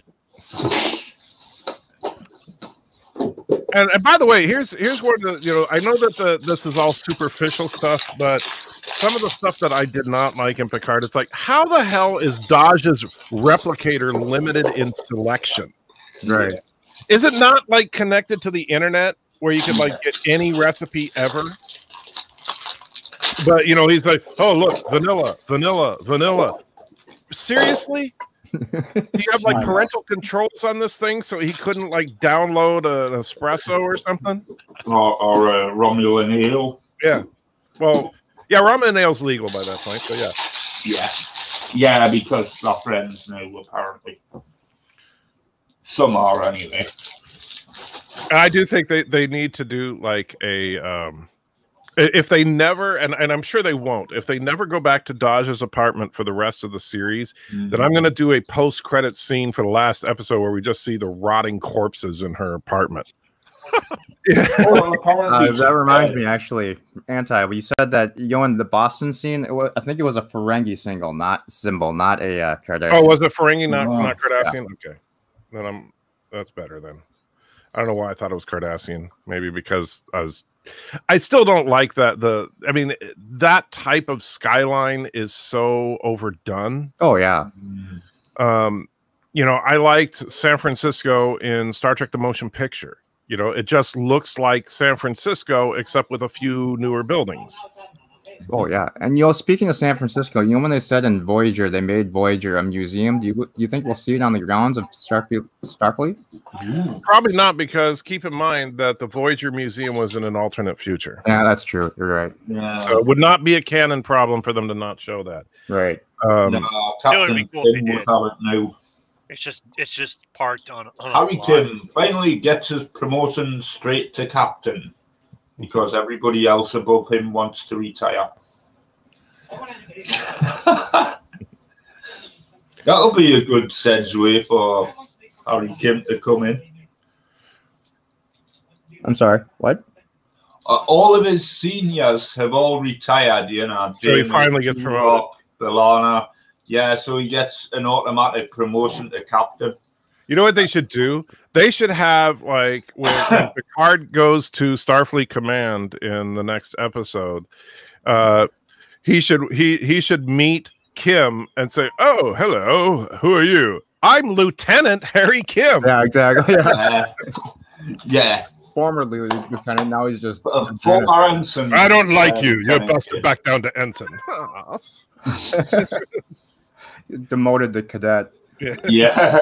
Okay, Striker, I have a question for you. Yes. I know Starfleet is nothing like real military, but how long would it take for someone to get promotions? I mean, because everyone on Voyager was out in Delta Quadrant by themselves for 7 years. Over the course of over a 7-year period, assuming that everybody performed their duties admirably, Yeah. every Starfleet officer should have gotten at least one promotion. If you finish top of your class at Starfleet, you may get an automatic promotion to lieutenant junior grade. Right. Well, and it's actually like, because typically in the military, certain ranks are positional, right? Like you can't just take on the rank of sergeant because you've been in the military for X number of years, because a sergeant is like a supervisor type position, right? But going from a recruit to a second class private to a first class private are kind of automatic promotions. As long as you haven't gotten in trouble, you will get those promotions. And then, but to get to sergeant, that requires a little bit of study, a little bit of work. And now, granted, I know things have changed, so nowadays, like, you can hold up your stress card and get a sergeant promotion or something. But the and as far as officer ranks, it's very similar. A captain is a very high rank. It takes a long time to get there. But going from ensign to lieutenant JG, that's like first 2 years. Yeah, that's what Chief Cook was saying in Right. DJ stream the other night. So theoretically, everyone on Voyager should go up a rank or two as soon as they get back to Earth. Depending on where they started, like Kim should have probably gone up 2. Yeah. All right, because he was an ensign when he started out, so he should have been a full lieutenant. Full lieutenant, yeah. By the time they got back. However, now I know Chakotay was not actually a Starfleet officer, but if Chakotay went in as a lieutenant commander or commander, then he wouldn't necessarily, because that takes a long time to get up. The higher your rank, the longer it takes to get to the next level. Yeah. And so, like, to get from captain to admiral can be 10 years. Oh. You know. That brings up another good question: is what would they do with everyone that was from the other ship, Chakotay and B'Elanna and everyone that they would stand trial? I mean, realistically, remember, Voyager was sent on a mission to arrest them. Yeah. And when they got back, basically what would happen is they would stand trial, but chances are Janeway would testify on their behalf that due to their incredible service over the last 7 years, she believes that they should be exonerated, and chances are Starfleet would indeed exonerate them unless there were specific crimes that only applied to specific people. Chakotay, possibly. Yeah, Chakotay possibly. Tom Paris would probably have to serve out the rest of his sentence. Well, he may get a reprieve. The whole deal with Tom was that he didn't have to do his sentence if he did this. Oh, did they give him a pardon if he did it? I couldn't remember. Yeah, if he did it. And then in that case, yeah, Tom Paris would be off the hook. But but as far as like, but say, all the say Marquis, they would be put to death. Right. But say B'Elanna they wouldn't be put to death. This isn't the Klingon Empire. But say B'Elanna was convicted for a terrorist attack or something, she would still have to answer for that crime. Yeah. But as far as them just being fugitives, members of the Maquis, most of their stuff could be forgiven because of their time of service. But that also doesn't mean that suddenly Chakotay is a commander in Starfleet. No. Right. In reality, none of this would happen. No, they would have to look at his record. Mm-hmm. They would all talk about how Janeway altered the timeline, and nobody wants to hear that. Right. So Janeway, they just actually, the truth is, sweep it all under the rug. Charges. Yeah. Time travel charges by Domar and Luxley. She knowingly and intentionally changed history.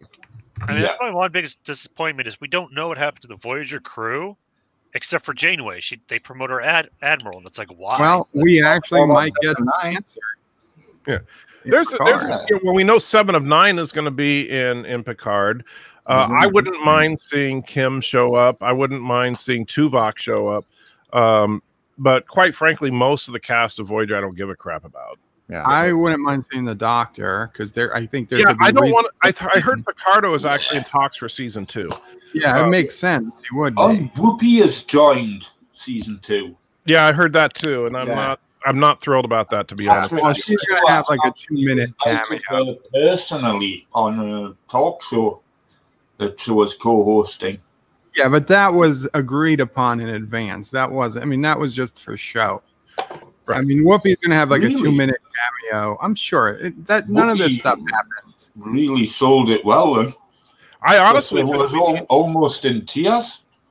In I fact, think that we should see like Harry Kim and Wesley Crusher as higher ranking Starfleet, probably at least captains, and I know Wesley likes that because he's Wesley, but I was gonna make a joke because it'd be hilarious if Wesley Crusher was a captain of a Galaxy class ship, but it was converted to a cruise ship. He's just a cruise ship captain that takes. Welcome people to the from- Galactic You mean like Princess. Hugh Laurie, like Hugh Laurie on Avenue 5. So- But Hugh Laurie, converted to a civilian ship that just takes people from like Romulus to or Vulcan to one planet to another. has anybody seen Avenue 5 yet? I saw it. Oh my! The captain knows nothing about the ship. He's just there for show. What do you Yours guys? said The she chief was engineer's dead. sailing upwards. Yeah. My God. The premise is hilarious. You should go watch it. And it is pretty funny. I mean, you can't really go wrong with Hugh Laurie. He puts in a good, steady performance in the first episode, you know. I'm looking forward to the second episode this weekend, but Yeah. I was kind of mixed on the first. I don't know. We'll see how it goes for me. Yeah, I'm willing to see more at least. I mean, it was funny in all the right places. I mean, the chief engineer being on the outside of the ship and doing repairs or something, and then he gets knocked into the ship because something's gone wrong. For people who haven't seen it. Yeah, probably not a great idea. But I've already let on that he's dead. wait, who's dead? Chief engineer. Josh Street. So Captain Wesley Crusher in command of the USS Love Boat. Yeah, Well, like imagine if Picard has to get to whatever planet, let's say the planet Seven's on, and the only means of transport is this cruise ship. And it's a Galaxy class commanded by Wesley Crusher. That'd be Oh, hilarious. God. Shut up.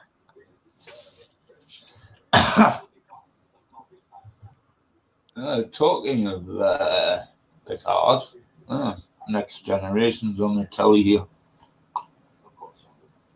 I hope Picard, the series, I hope they have at least one scene on Risa because I can't wait to see what they do with Risa. Well, that's where the cruise ship is going. that would be straight up porn now. Yeah, probably. I mean, it would be like looking at that one scene from The Witcher. People just beam down and they're There's naked, blurry people in the background. Yeah, I'm up to the Oh, third no, episode of this is modern CBS. They're not going to be blurry. It's behind a paywall. It's okay. Yeah, there'll be a Klingon in the background. that's the Just one. so Witcher. Oh, let me see those bridges, baby.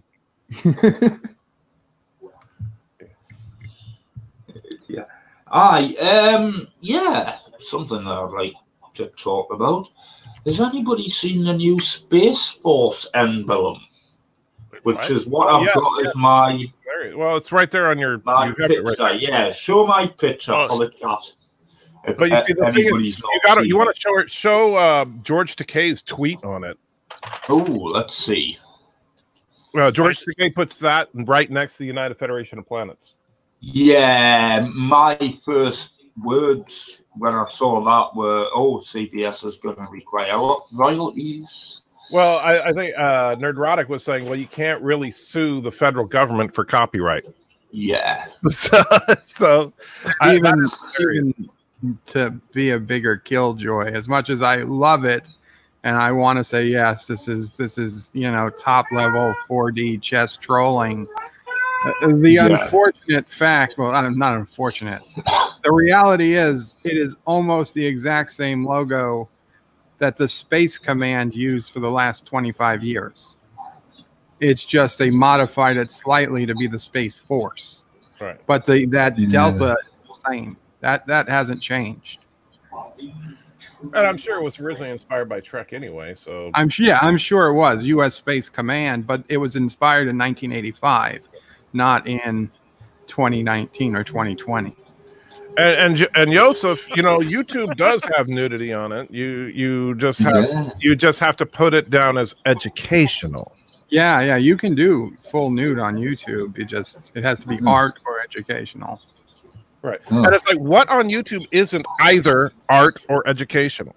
So if Anti-Tracker wanted to release the explicit version of him and Lore Reloaded doing his James Bond impression, which we know exists, he legally we know could. That.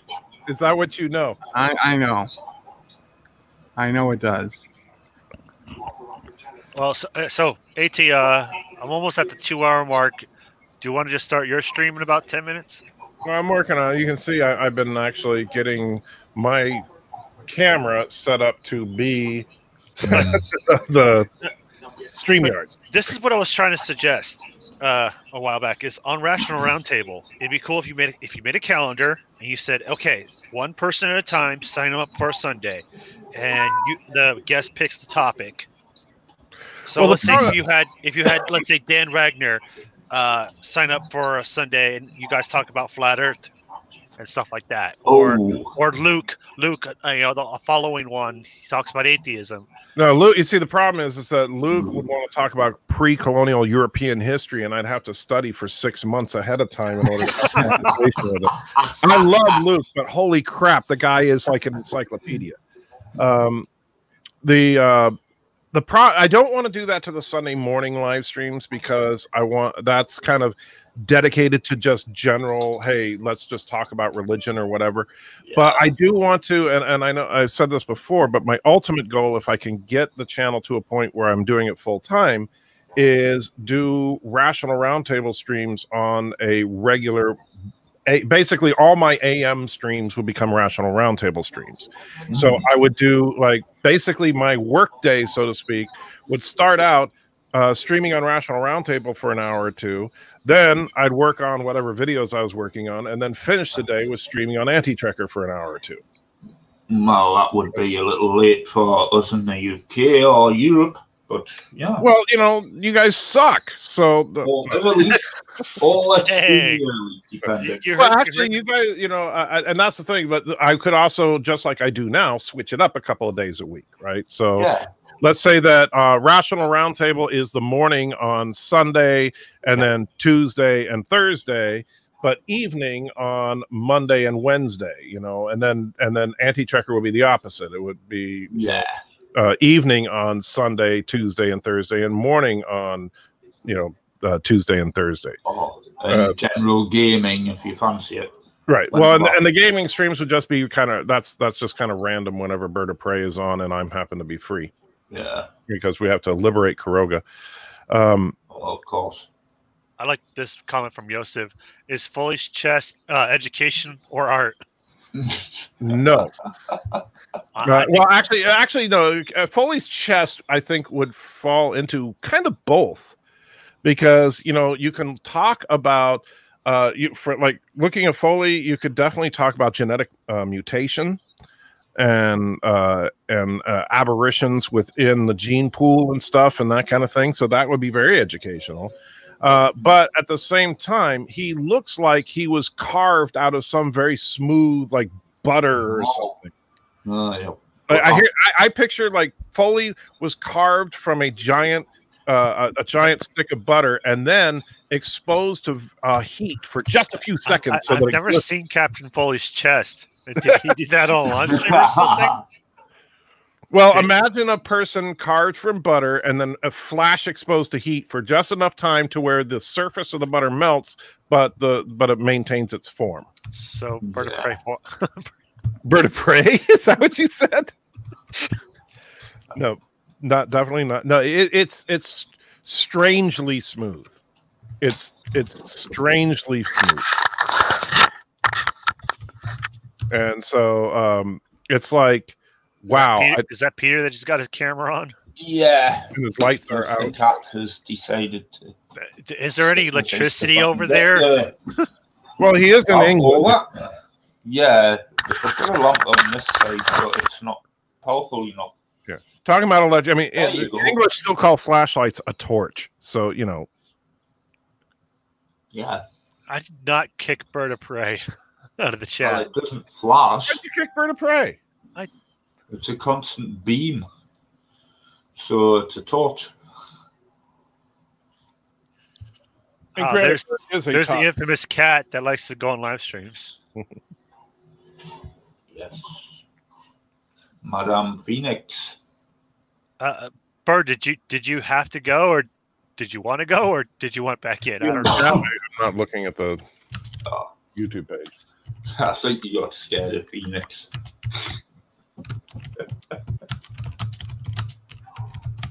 Okay, so StreamYards is there. Well, she could request one if there's a situation somewhere. Chief Cook. Yeah, I think admirals can take overall command of ships if there's a big situation like we saw. Well, which we've heard about Picard and the rescue operation of Romulus.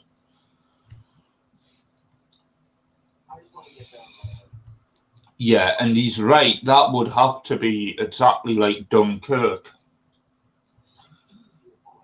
Oh, well, it would be a lot worse than Dunkirk, wouldn't it? Oh, my God. So, just for fun, Wesley. What? I decided to look up your name. And so Wesley Crusher has several interesting definitions on Urban Dictionary. So first of all, the top definition is perhaps the female nerd's first and only character crush. And then the example is, if you ever tell anyone I had a crush on Wesley Crusher, I will kill you after torturing you with needles. So, but then it gets really interesting. So the second definition: the lamest sci-fi character ever who is so annoying he makes me want to pull my ears off. The number three, wait till we get to number four. The number three definition of Wesley Crusher: a lame dickweed who is on The Next Generation for an agonizing 3.5 seasons. It was a hell of a lot better when he got his skinny ass out of there. And here we go. You ready for this one, Wesley? The fourth and probably most accurate definition of Wesley Crusher from Urban Dictionary: an S&M technique used by female fans of Star Trek in which they yell out, "Shut up, Wesley," grabbing you by the balls and squeezing them until semen shoots out of your ass. Wow.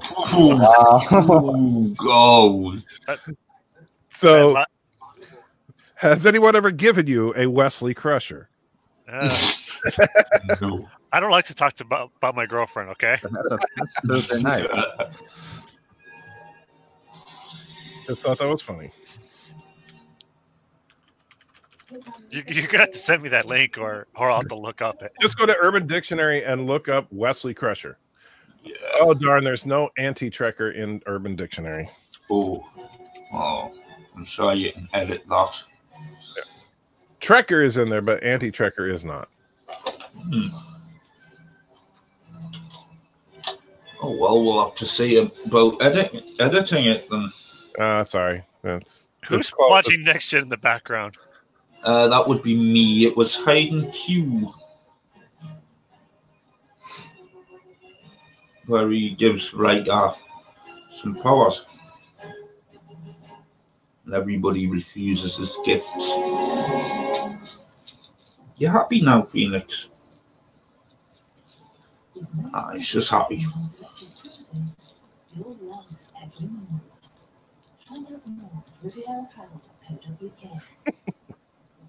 Yeah, so I'll have this one about 8 years.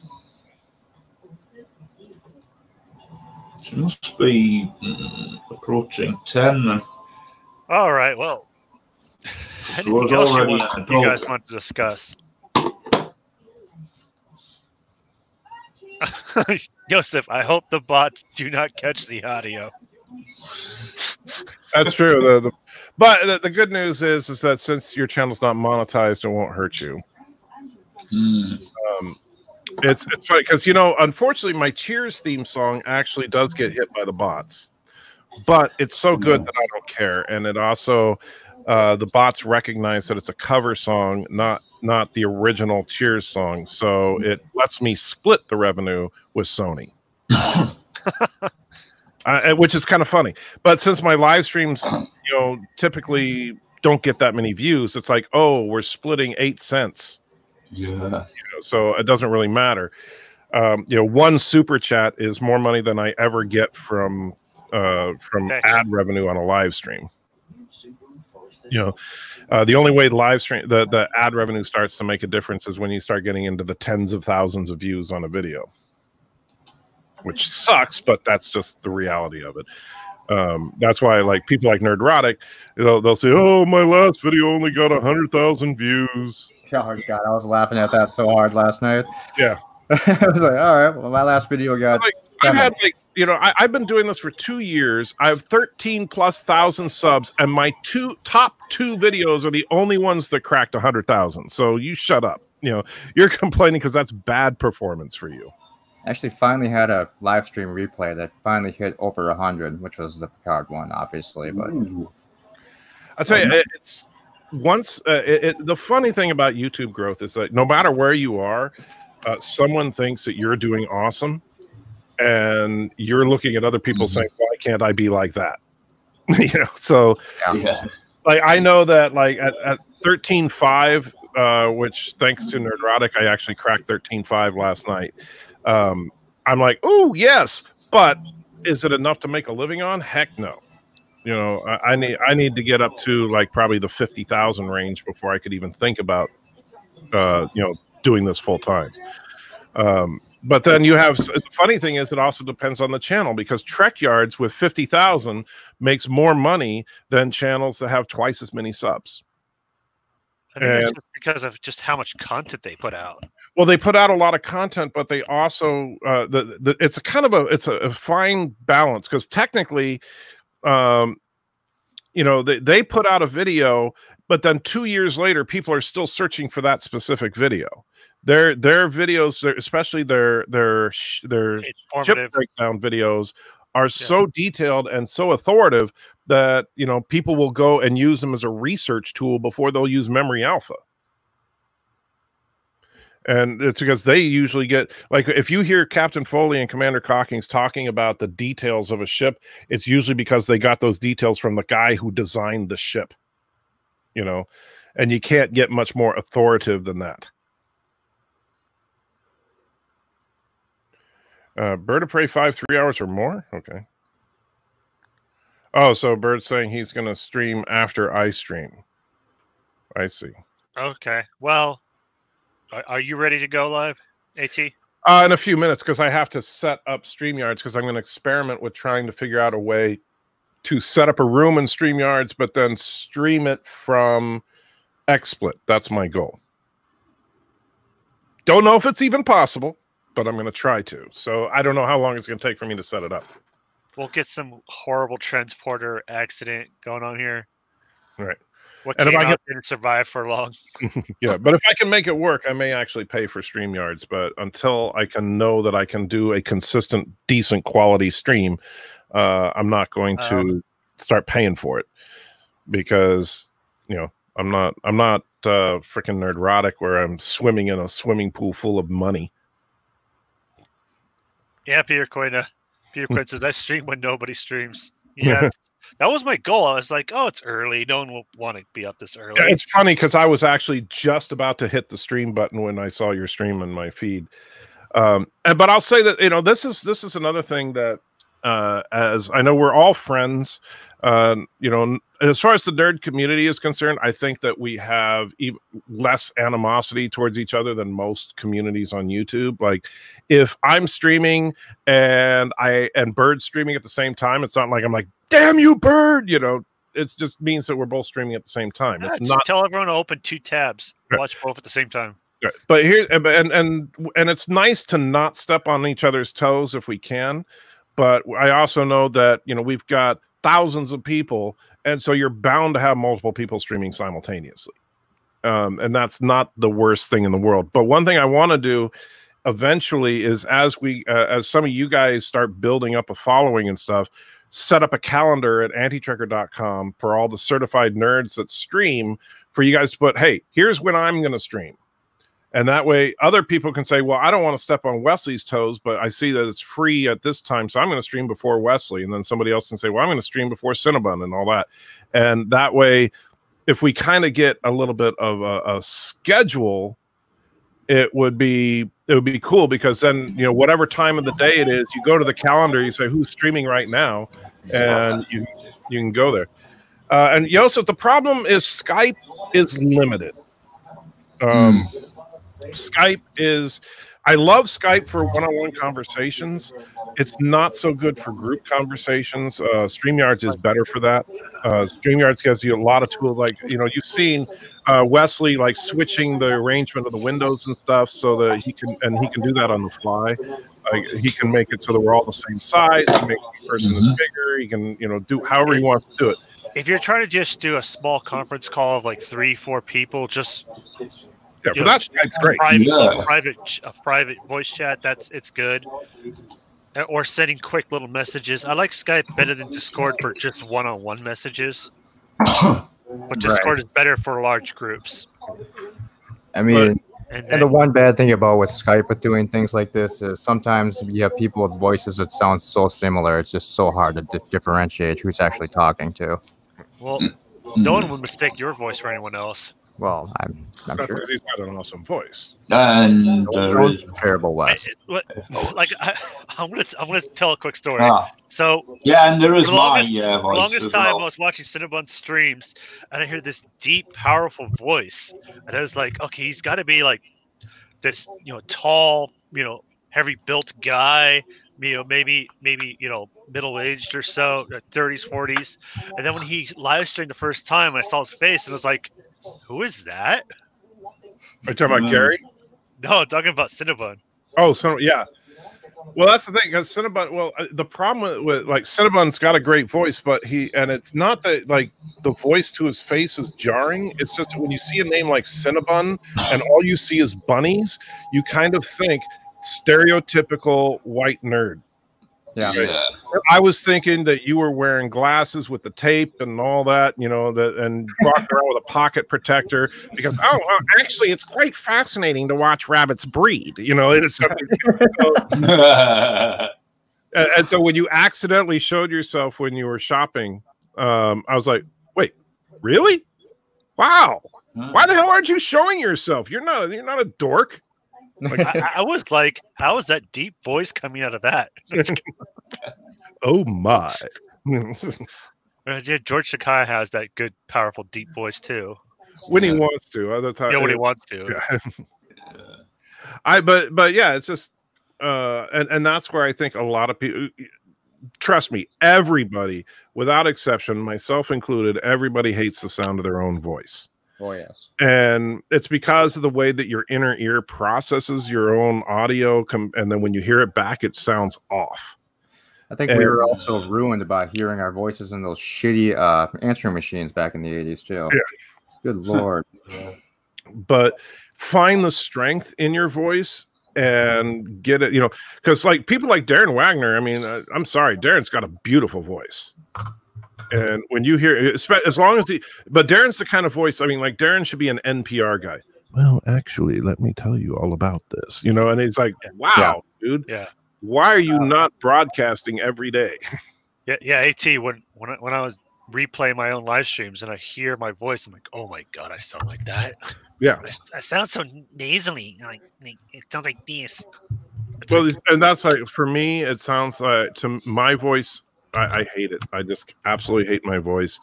And so, but then I kind of, and the worst thing is like when you start editing videos, you have to listen to yourself talk over and over and over. And, I can't, so you got to force your way past that and try to hear your voice as an editor as opposed to as the owner of that voice. No, I just talk like this the whole time. Well, you could do that, but then you'll never get over 100 subs probably. But the sound like a natural radio announcer, anti.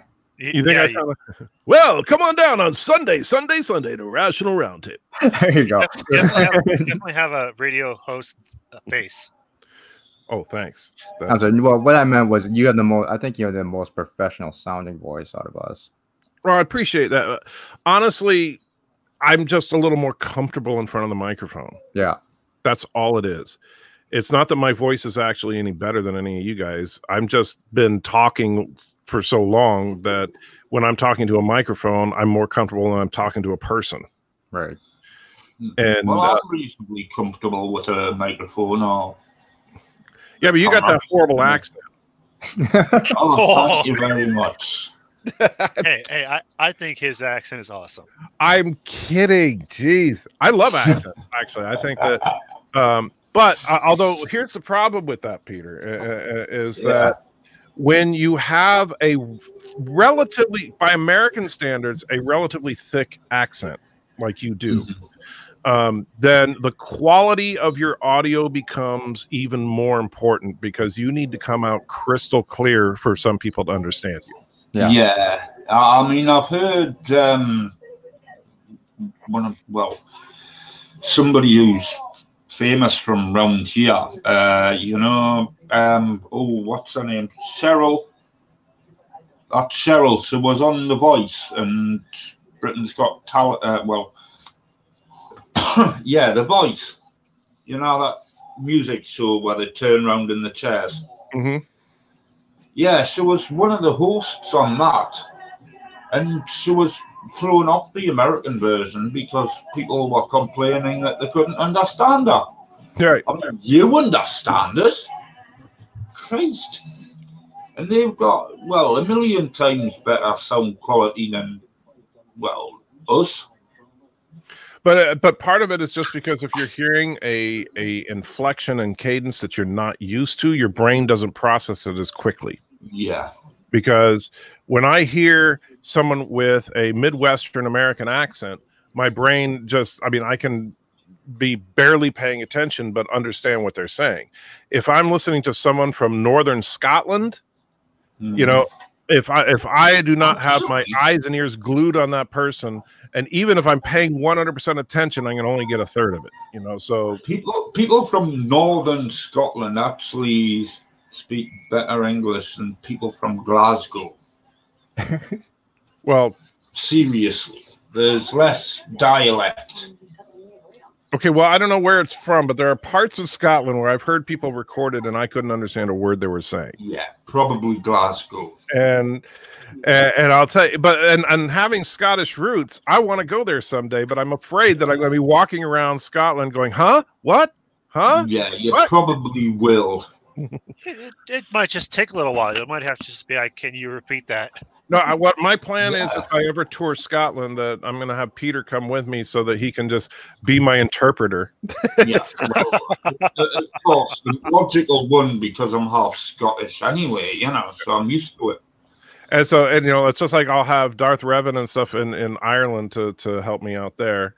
If you're going to go, you might as well meet some people that live there that you've talked to for quite a while. Well, that's honestly, the funny thing is that like a lot of people want to travel the world to see the great sites like the Scottish castles or the locks, or they want to see Buckingham Palace, or they the spread of a potentially deadly new virus is accelerating. TV just got loud. Mute the TV. Coronavirus has killed at least 41 people now. But people want to see all these incredible. They want to go to France so they can see the Eiffel Tower, right? And but for me, I want to go to France. I will tell you, 2 years ago, I had zero interest in ever going to France, even though Mrs. Andrew would be like, "Oh, France would be so romantic." I'm like, "Screw France! It's just who wants to go there?" However, I would go to Paris right now if I could to meet Luke. Right? I would love to. I would love to sit down and talk to Luke face to face sometime. He seems like a nice guy. I would go to London to meet Dr. Alex. I would go to Ireland to meet Darth Revan. I'd head up north to meet up with you. I don't know if I have any real Scottish support, but I want to see Scotland because that's where half my family is from. But it's the people that I'm interested in. Not so much to see the people not the places. Sightseeing. Yeah. So if we're up to me, if I honestly, and don't get me wrong, I am definitely not knocking Gary Nerdrotic because I think his success is awesome and I think he's a great guy. So I'm not knocking him in any way. But like one thing that Gary's been doing now that he's internet famous is using some of his influence to go to like conventions and stuff like that. He went to go see the actual set of the Orville last weekend. He was there while they were filming an episode. Awesome. I think he was at last year's Comic-Con at the Orville Experience the same time as me. I just didn't see him at all. So now we have first-hand information that the Orville is being recorded. Yes. That's fantastic. And he actually talked about it a little bit on his stream last night, but he could only say so much because there were certain things that, are hush-hush. Spoiler territory. Like I had first-hand experience that Infinity War and Endgame were being recorded. Right. Now, more recently. Right. And I certainly do not knock Gary for doing that because who wouldn't want to? But if I had, 200,000+ subs and was racking in the kind of money that Gary was, then I'd be looking at, okay, where do I have concentrations of subscribers and how do I get there? And so I would head up to Canada and hang out with Captain Foley for a couple of days. I would stop in Bayside, New York, and sneak in on Bird of Prey one day. I would be going around to I'd go to California, meet up. Mr. Miles is there. You're there, obviously. Just to meet as many of you as possible, because to me, the nerd community is the reason that that I exist. I still think it'd be amazing that if you hosted a panel at some kind of convention somewhere, maybe somewhere, closer to you. Yeah. And we had like 100 of us fly out and get a 10-year panel. Yeah. And I would definitely, and that's if the channel ever grows to that kind of size, I would do that in a heartbeat. I know people have wanted me to go to Dragon Con. And I was going to go to Dragon Con last year. The only reason I didn't is because my health stopped me. If you do Dragon Con, you got to let us know so we can quickly buy our tickets. And that would be the first real convention I'd ever go to. You've never been to a con? I went to a really shitty Star Trek con that was in the Mall of America many, many, many years ago. But I've never been to a real con. Well, Cinnabon, if this happens, I'll book a room. And rooms you can usually get fit 4 people, so you can room with me and my girlfriend, and I'll show you how to con. The wisdom comes out around 8 p.m. I'll tell you something. Being the old man in the room, the best convention I ever went to was called Octocon. It was a convention in Northern California. I don't know I doubt they still do it, but this was back in the early 80s. And it was my first convention. And the keynote speaker at the convention was George Lucas. And the talk of what he was talking about was the change from Revenge of the Jedi to Return of the Jedi. And this was before the actual premiere of Return of the Jedi. And so we got to see some of the deleted footage that never made it.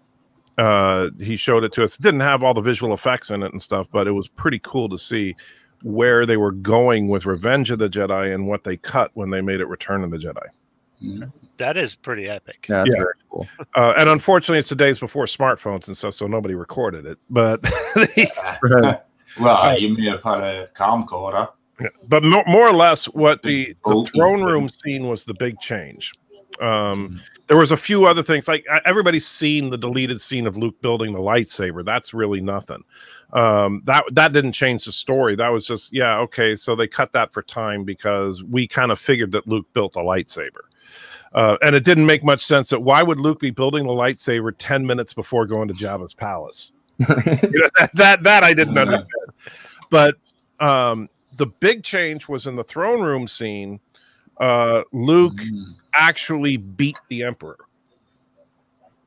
And so it was not Darth Vader beating the Emperor. It was Luke beat the Emperor and sat in the throne. Oh, wow. And then he realized what he was doing. Yeah. So, and so it's basically Luke very, very briefly became the Emperor, but then he realized what he was doing, and so he stepped down. And the way they changed it, I think, was better. I think that Vader's beating the Emperor was better. I think that Luke having the change of heart with Vader there was better. In that cut, what happened to Vader? Vader actually, after Luke, because we didn't see everything, they just showed like little snippets. Yeah, and so, but what we could gather is that basically Vader, after Luke beat Vader as he did, you know, he cut off his hand and everything, then he just turned on the Emperor. You know, that was basically the end of Vader's part, was Vader being beaten by Luke. Oh. And so it was not the finale. The finale of the movie was not Vader's redemption; it was Luke's victory. Yeah. And so I think having it become Vader's redemption made for a better story. Yeah. But it was pretty badass to see Luke in that chair. So I actually support the change in the movie that they did, but I was also very honored to be one of the few that got to see it. Even though it wasn't complete, it was still cool to see. It's like kind of funny to see people reacting to lightning when there's no lightning on the screen, you know. You know, if you could picture like when Luke is sitting there wailing and screaming, and yet nothing is happening. Yeah. I've seen a few. The actors must feel a bit awkward with the first take, you know. And what they did is, if you read the novelization of Return of the Jedi, they incorporated some of that into the novelization. Oh. It's kind of what they did was they kind of made it so that some of basically the elements that they cut out was what Luke was thinking about when the Emperor hit him with the lightning. And so he started thinking about, maybe I could deflect the lightning using the Force and actually beat the Emperor. And if I beat the Emperor, then I could take the throne and then I could rule the galaxy. Wait, I can't do that. You know, that kind of thing. So they basically turned it into an inner monologue thing instead of what he actually did. But I still hate the fact that up until I think the last special edition of Star Wars fixed it, but they cut out a scene from the original theatrical release that I loved, and I don't know why they cut it, because I think it was really one of Luke's better moments. Was during the throne room scene. Remember, after Vader threw his lightsaber at Luke, Luke hid in the shadows, and Vader was like poking around looking for him, right? And they're talking to each other, you know, give yourself to the dark side. And Luke's like, I will not fight you, you know, and they kind of banter a little bit. And while Luke's hiding in the shadows in the theatrical cut, and I've never seen it since I saw it in theaters back in, you know, 83. Luke says, I will not fight you. Take my lightsaber. And you see Luke's lightsaber roll on the floor out of the shadows to Vader's feet. Rock Solid says coffee is terrible. Yeah. And why would you say that? Because Rock Solid's insane. And then Vader actually picks up the lightsaber, puts it on his belt, and he's still looking around, looking and taunting Luke. And then finally, when he says, you know, if you won't turn to the dark side, perhaps she will, Luke's hand comes out of the shadow, the lightsaber leaps off of Vader's belt, and then he jumps up and yells no, and they start fighting. And you'll notice, if you look at the for whatever reason they cut that out. So if you look now, you can see that it's kind of jarring the way Luke says no and he's just instantly standing. It's because the part of him catching the lightsaber and igniting it had to be cut out. And in the pre-current form of special edition of Star Wars, when Vader is walking around in the shadows taunting Luke, if you look at his belt, you can see Luke's lightsaber hanging there. Yeah, I think I've seen that version. Yeah, because when Vader's going, give yourself to the dark side, you look on his belt and you see, why does he have another lightsaber there? Mm-hmm. I wonder why they cut that. I don't know, because I thought it was really cool. I thought it made perfect sense that Luke was trying to do the right thing by giving up his lightsaber, but then Vader taunted him. So Rock Solid hates Star Trek the original series and hates coffee. I think we can pretty safely assume Rock Solid is evil. He's insane. Well, I'm half with him on that. I find TOS a little corny, and it is product of its time, and it bred way to what we have now. So I thank it for what it is. I have a hard time watching TOS. I love the motion pictures, though. Even well, Rock Solid, he likes the TOS movies. He just doesn't like the series. But I'm sorry, I love the aesthetic of TOS, and I think that quite frankly, if you do TOS right, Discovery could have been freaking awesome. Look at what they did with Axanon. If you take the TOS aesthetic, but you film it using modern lighting and shooting techniques with modern cameras and everything, yes, you can still make it look badass. And I know people go off about the Jelly Bean buttons, despite the fact that Jelly Bean buttons are more practical than touchscreens. I mean, look at Continues and Phase 2, you know? Yeah, visually they look great. I mean, I'm not going to say how great the acting is, but from a visual standpoint, they've done a great job with some of that stuff. And they've shown that, yes, the classic bridge is still the best bridge. One of them even did a Return of the Planet Killer time travel episode. And the way that the Enterprises and that training ship were all fighting the Planet Killer, it was nothing like what they could do in the 60s. And I thought that was brilliant to see the Enterprise moving around like a, well, I not think necessarily a fighter, but I think they overdid the size of the Planet Killer. But I still think that people, when people like Kurtzman say that, oh, we can't make it look like the original series, people would think it's stupid. You're completely missing the point. No, you can't. You shouldn't make the set out of cardboard.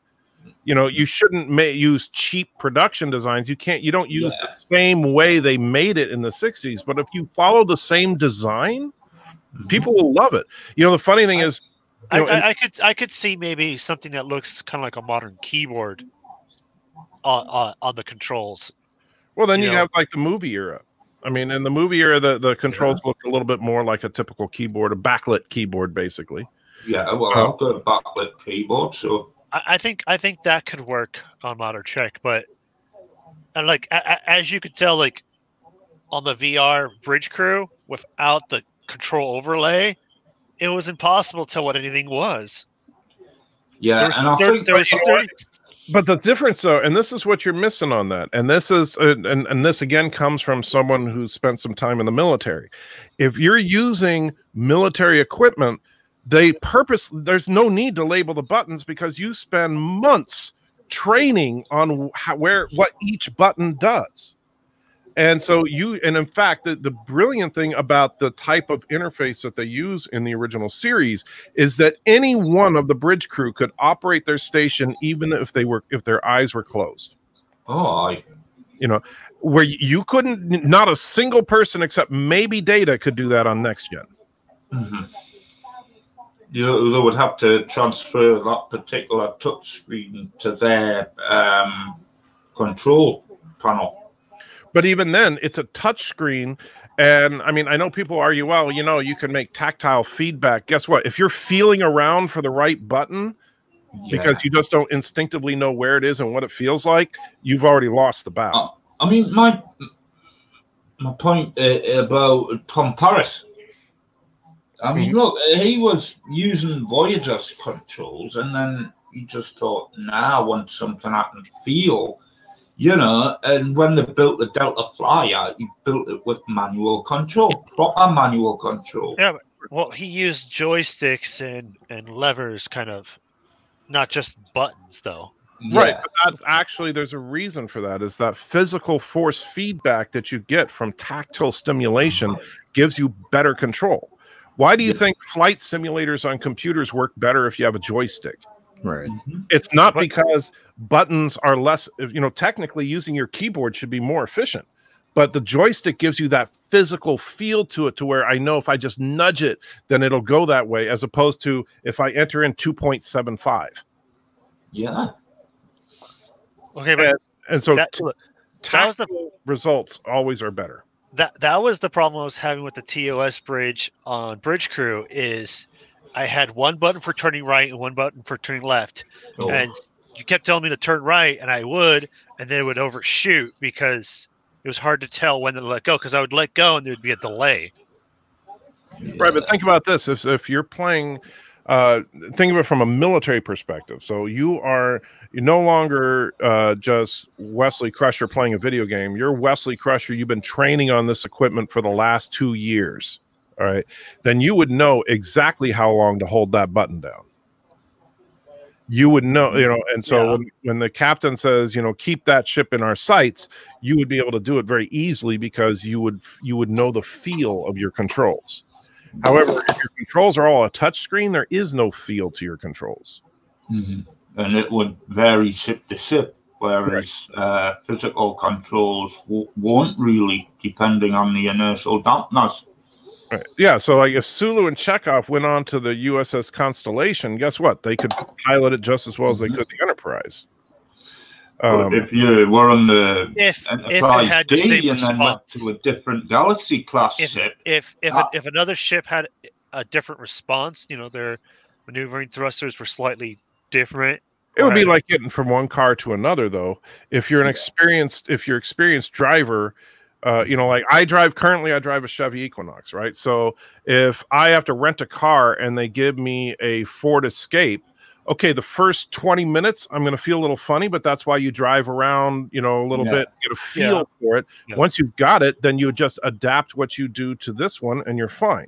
But if everything is the thing is touchscreen, you don't have that feel, you don't have that feedback, and so you don't. You know, the steering wheel doesn't feel any different because you're just hitting buttons. I mean, even with the other streamers that I speak to, one or two of them have got Tesla cars, and the changing feeling isn't really that much between electric and you know, gas. And there is a low hum inside the car so that you actually know roughly how fast you're driving by the hum. Now, I will acknowledge that, are the buttons a little oversized in the original series? Yes. And the reason for that is simply because of the ability for televisions of the 60s to be able to see the buttons. If the buttons were any smaller than they actually were on the set, you would not be able to see them. Right. Yeah, I mean, well, also it is amazing that the concept they had, you know, when was TOS coming out? Was it 66, 67? Well, you know, the first pilot was 64. 64. So, you know, we weren't even going to the moon yet. Right. They were thinking. Yeah. The moon launch happened during season 3. That was pre-Apollo as well. Yeah. 64. So. Oh man, I forget the name of the rocket. Damn. Which rocket? Capsule. Pre-Apollo. What, the are you talking about Gemini or the Saturn rocket? The twin. It would have been during Gemini. Gemini missions. There was the Mercury missions. But I don't definitely remember. Gemini, because 2 seats and two seats for Gemini, and the Mercury was just a one man, technically. But think about this also, Wes, is if you got into any car right now, any car that was made within the last 5 years, It might take you a few minutes to find where the windshield wipers are, but you'll be able to drive that car. Now, if a car was controlled by touch screens, then think about this. If you sit down at a Windows computer and then you sit down on a Mac, are you going to be able to get around the Macintosh interface? And assuming you've never seen it before, what about Linux? What about DOS? So the problem is that when you make everything software based, change becomes much more radical. If everything is a joystick and a couple of buttons, then you could get, Sulu could take, look at Star Trek 4. Sulu gets a Huey and he's fine. Yeah, and Scotty. But I'll bet you that about older PCs. I'll bet you that if you take Wesley Crusher and put him in a Huey, he'd be like, "Where's the touch screen?" Yeah.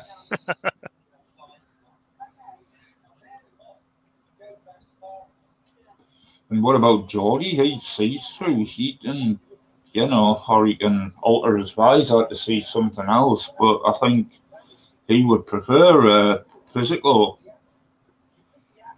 pad. Bird was saying how he's, when he'd get in a rental car, he'd just get on the freeway and floor it. That's probably why he crashes. Yeah. We've seen you drive, Bird, so not a good idea.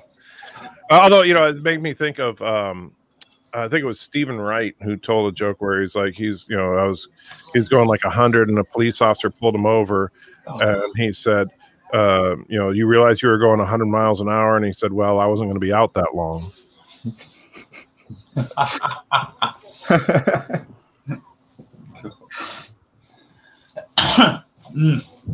I'm just putting the kettle on. Won't be long. And Bird, you're right. They figured out the bird of prey because tactile interface.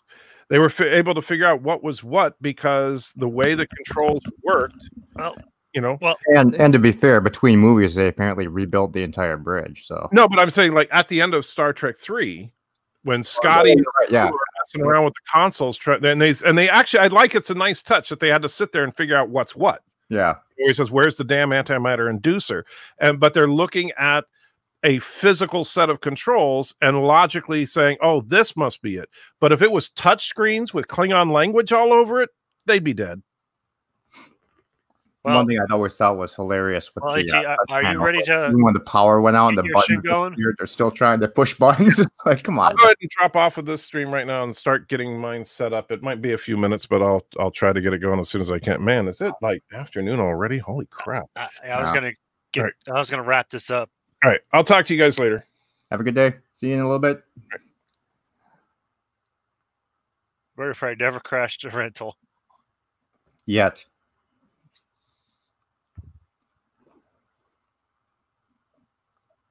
Well, guys, it was a good conversation. Kind of drifted from here to there, but it was fun. That's how your live streams are always going to go, Wes. Never think you're going to stay on topic. Well, especially with Ed and Trekker on here. It makes it fun, though. So I had a good time, Wes. Thank you. So AT's going to go on, then Bird, and then someone said they wanted to try to go on after Bird. I think that was probably me, but the way things are looking, I might just push it till tomorrow because it might get pretty late. Well, that's up to you. We will see. We'll see how tired I am after Bird goes on. Just drink more coffee. I mean, who was it? Let me go back in the chat. Shermar, my blood is 93.17% caffeine. Bird says, "Well done." Come on now, you can't give him too big of a head, Bird. It was a mediocre job. I mean, did I entertain the 10, 11 people that are on the stream? Yes, he enjoyed the stream. I enjoyed myself. I'm sure everybody else did. Otherwise, you still wouldn't have anybody here. Wait, today's Bird of Prey. Wait, today's Saturday? Yeah. You have to do your movie soon.